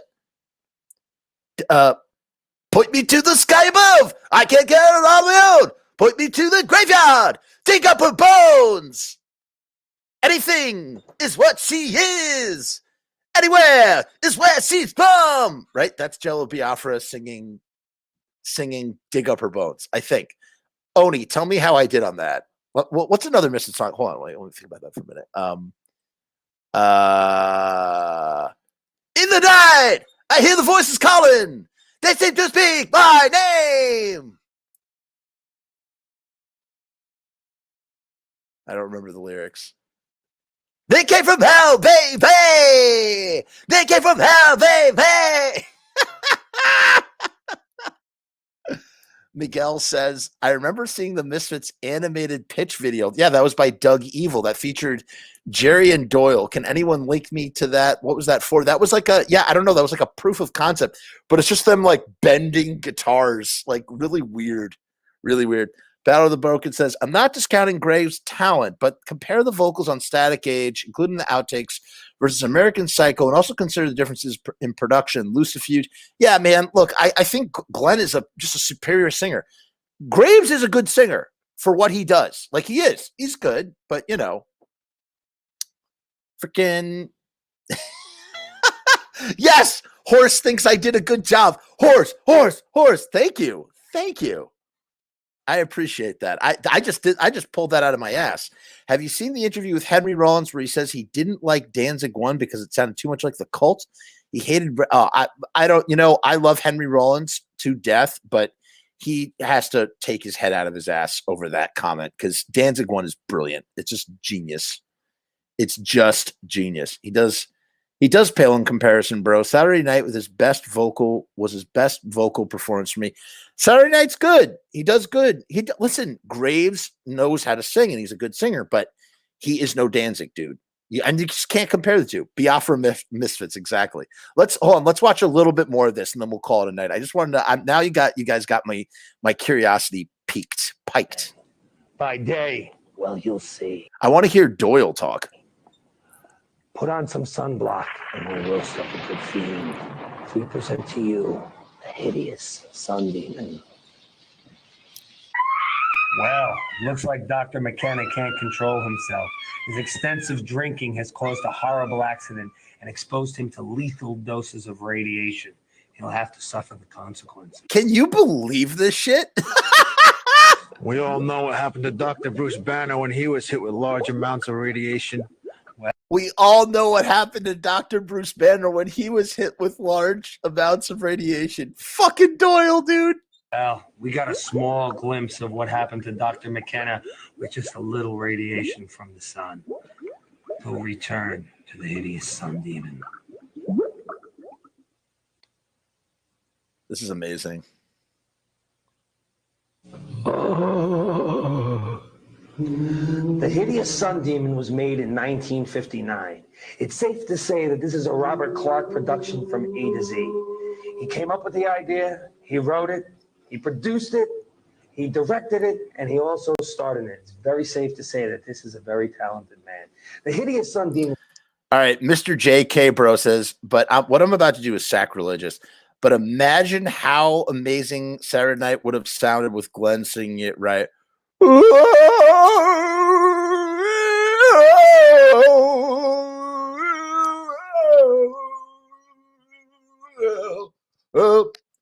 It's 52. I can't even do it, man. I can't. It's 52 ways to murder anyone. Wanted to all the set like. Glenn, it's not. Glenn doesn't have that. I'm coming clean for baby. No, dude. Glenn would never sing that shit. It just would never happen. It wouldn't happen. Only here. Here's a compliment for Michael Graves.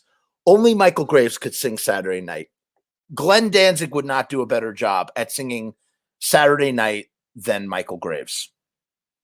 There. Saturday Night is a banger, no doubt about it. I just wish he would have done more ballads because his voice sounded like he had a hawk.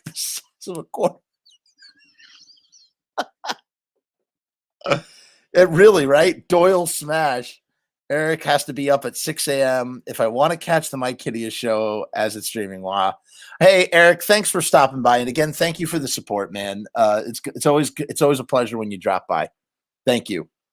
Let's finish this up. And is one of my personal favorites. So, get in the shade, crack open a bottle of whiskey, and enjoy now the hideous sun demon. As you can see, Dr. McKenna has not learned his lesson. He's still drinking hard and living fast. He's on a collision course with disaster. Maybe this Dr. Hoffman can help him. I don't think he's ever seen anything quite like this half lizard, half human, hideous sun demon. Have you? This is so funny. We'll see when the hideous sun demon returns. This is so funny. Except for Robert Clark, all of the actors and actresses who starred in The Hideous Sun Demon never made or starred in another film. However, Robert Clark had many different features, some of which include Beyond the Time Barrier, Frankenstein Island, Captive Women, and The Man from Planet X. Both Captive Women and The Man from Planet X starred Margaret Fields and William Shallett, best known as Patty Duke's dad. Now back to The Hideous Sun Demon.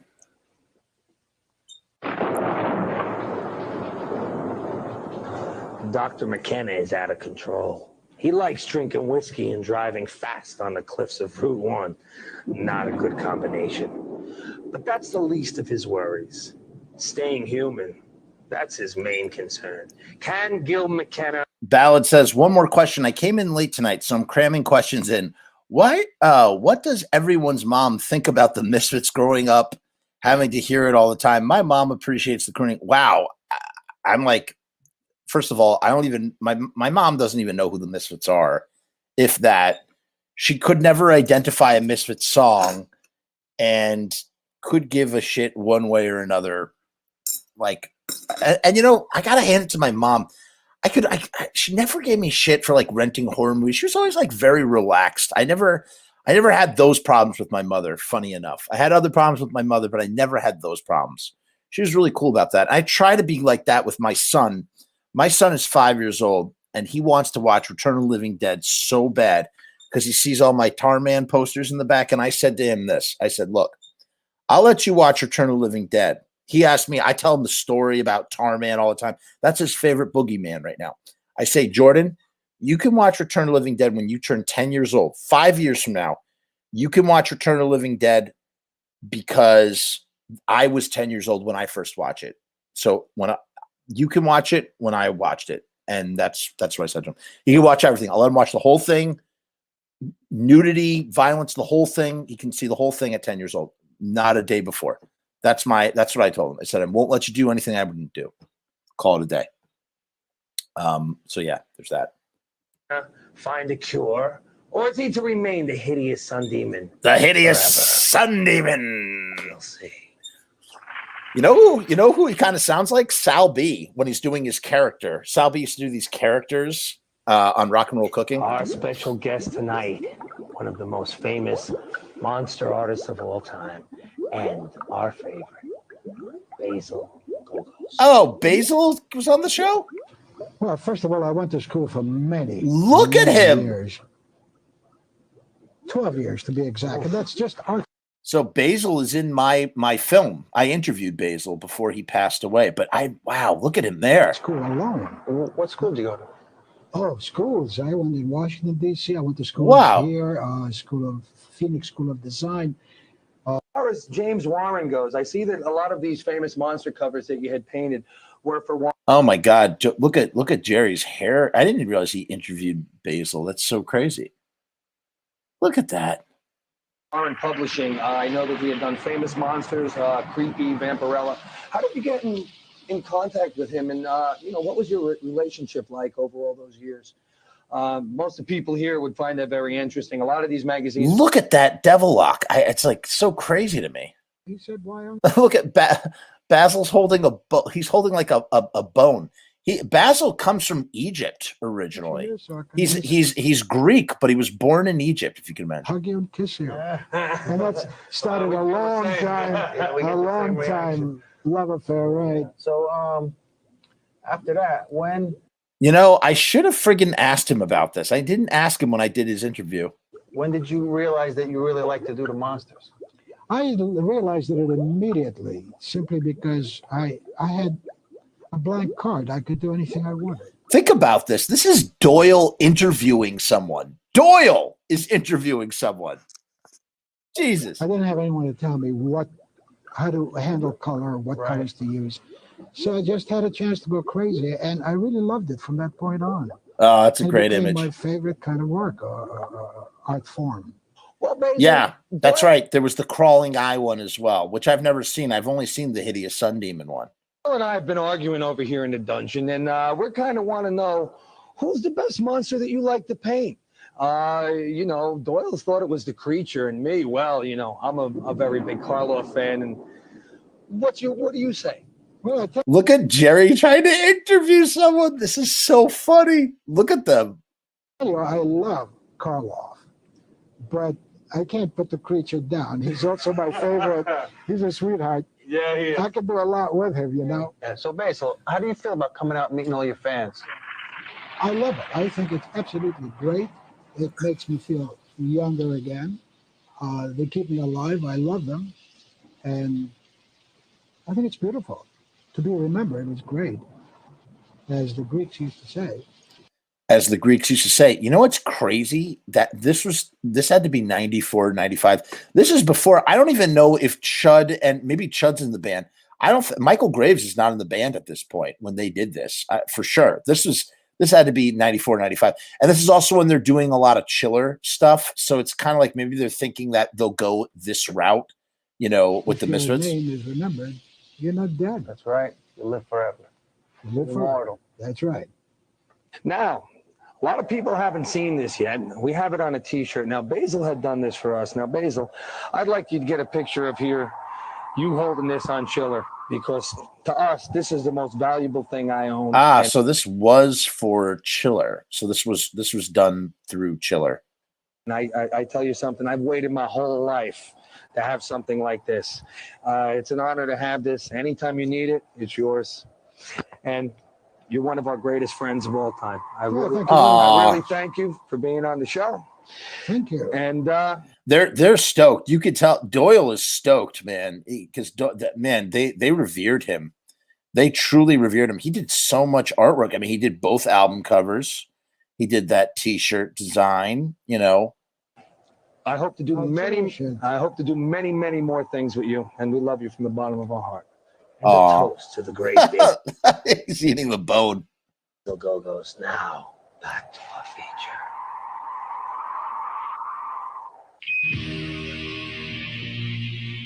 Up, can't have that music. All right, that's where we're gonna stop it because we don't want to get any copyright stuff. Let's just see what the comments are, and we're gonna end this. A-Hale. Do you remember the Misfits action figures? They came in cardboard coffins. I own Jerry and Doyle. There's actual strings. Yeah, man. I did a bunch of B-roll with them for the documentary, actually. I don't know if I'll ever use it, but I have it. My mom didn't mind the shirts, but I didn't have the Wolf's Blood shirt with the skull balls and the snake dick. Yeah. Not stoked on Alex. Only album my mom doesn't like is Earth AD. She was never strict as far as movies and music. She understood it was art, but she and siblings gave certain restrictions. My brothers gave me Legacy when I was 10. When will you let him watch Veronica? I don't know. I don't think ever. I don't know if he'll ever want to watch it. Maybe I'll punish him. I'll ground my son and I'll force him to watch Veronica in his room over and over again on repeat. Stiff Richard says the other one's The Crawling Eye. Right. I think there's only two. Why subject him? Uncle Glenn, speaking of holding a bone, did I mention the truth? Yes, you sure did. You sure did. Yeah, they were playing characters before the band started. They really did. Adam says, I have the action figures. They're in my coffin. Nice. Well, everybody, this was such a fun show. I can't get over the amount of comments. I'm going to go count to see how many comments we got tonight. We got 30 people here. We're finishing at 3 hours. It's midnight. Oh, my goodness. I'm so pleased that the channel is growing. Please share with your friends. If you like this content, if there's anyone who you think likes this content, send them the show. Like spread the word. Subscribe. Tomorrow night, Mike Hideous from Empire Hideous and sang for the 95 Misfits is going to be on the show. I do another show called Pizza Punk, and that's where he's going to be on. We got a bunch of people from all sorts of places that have been on Pizza Punk.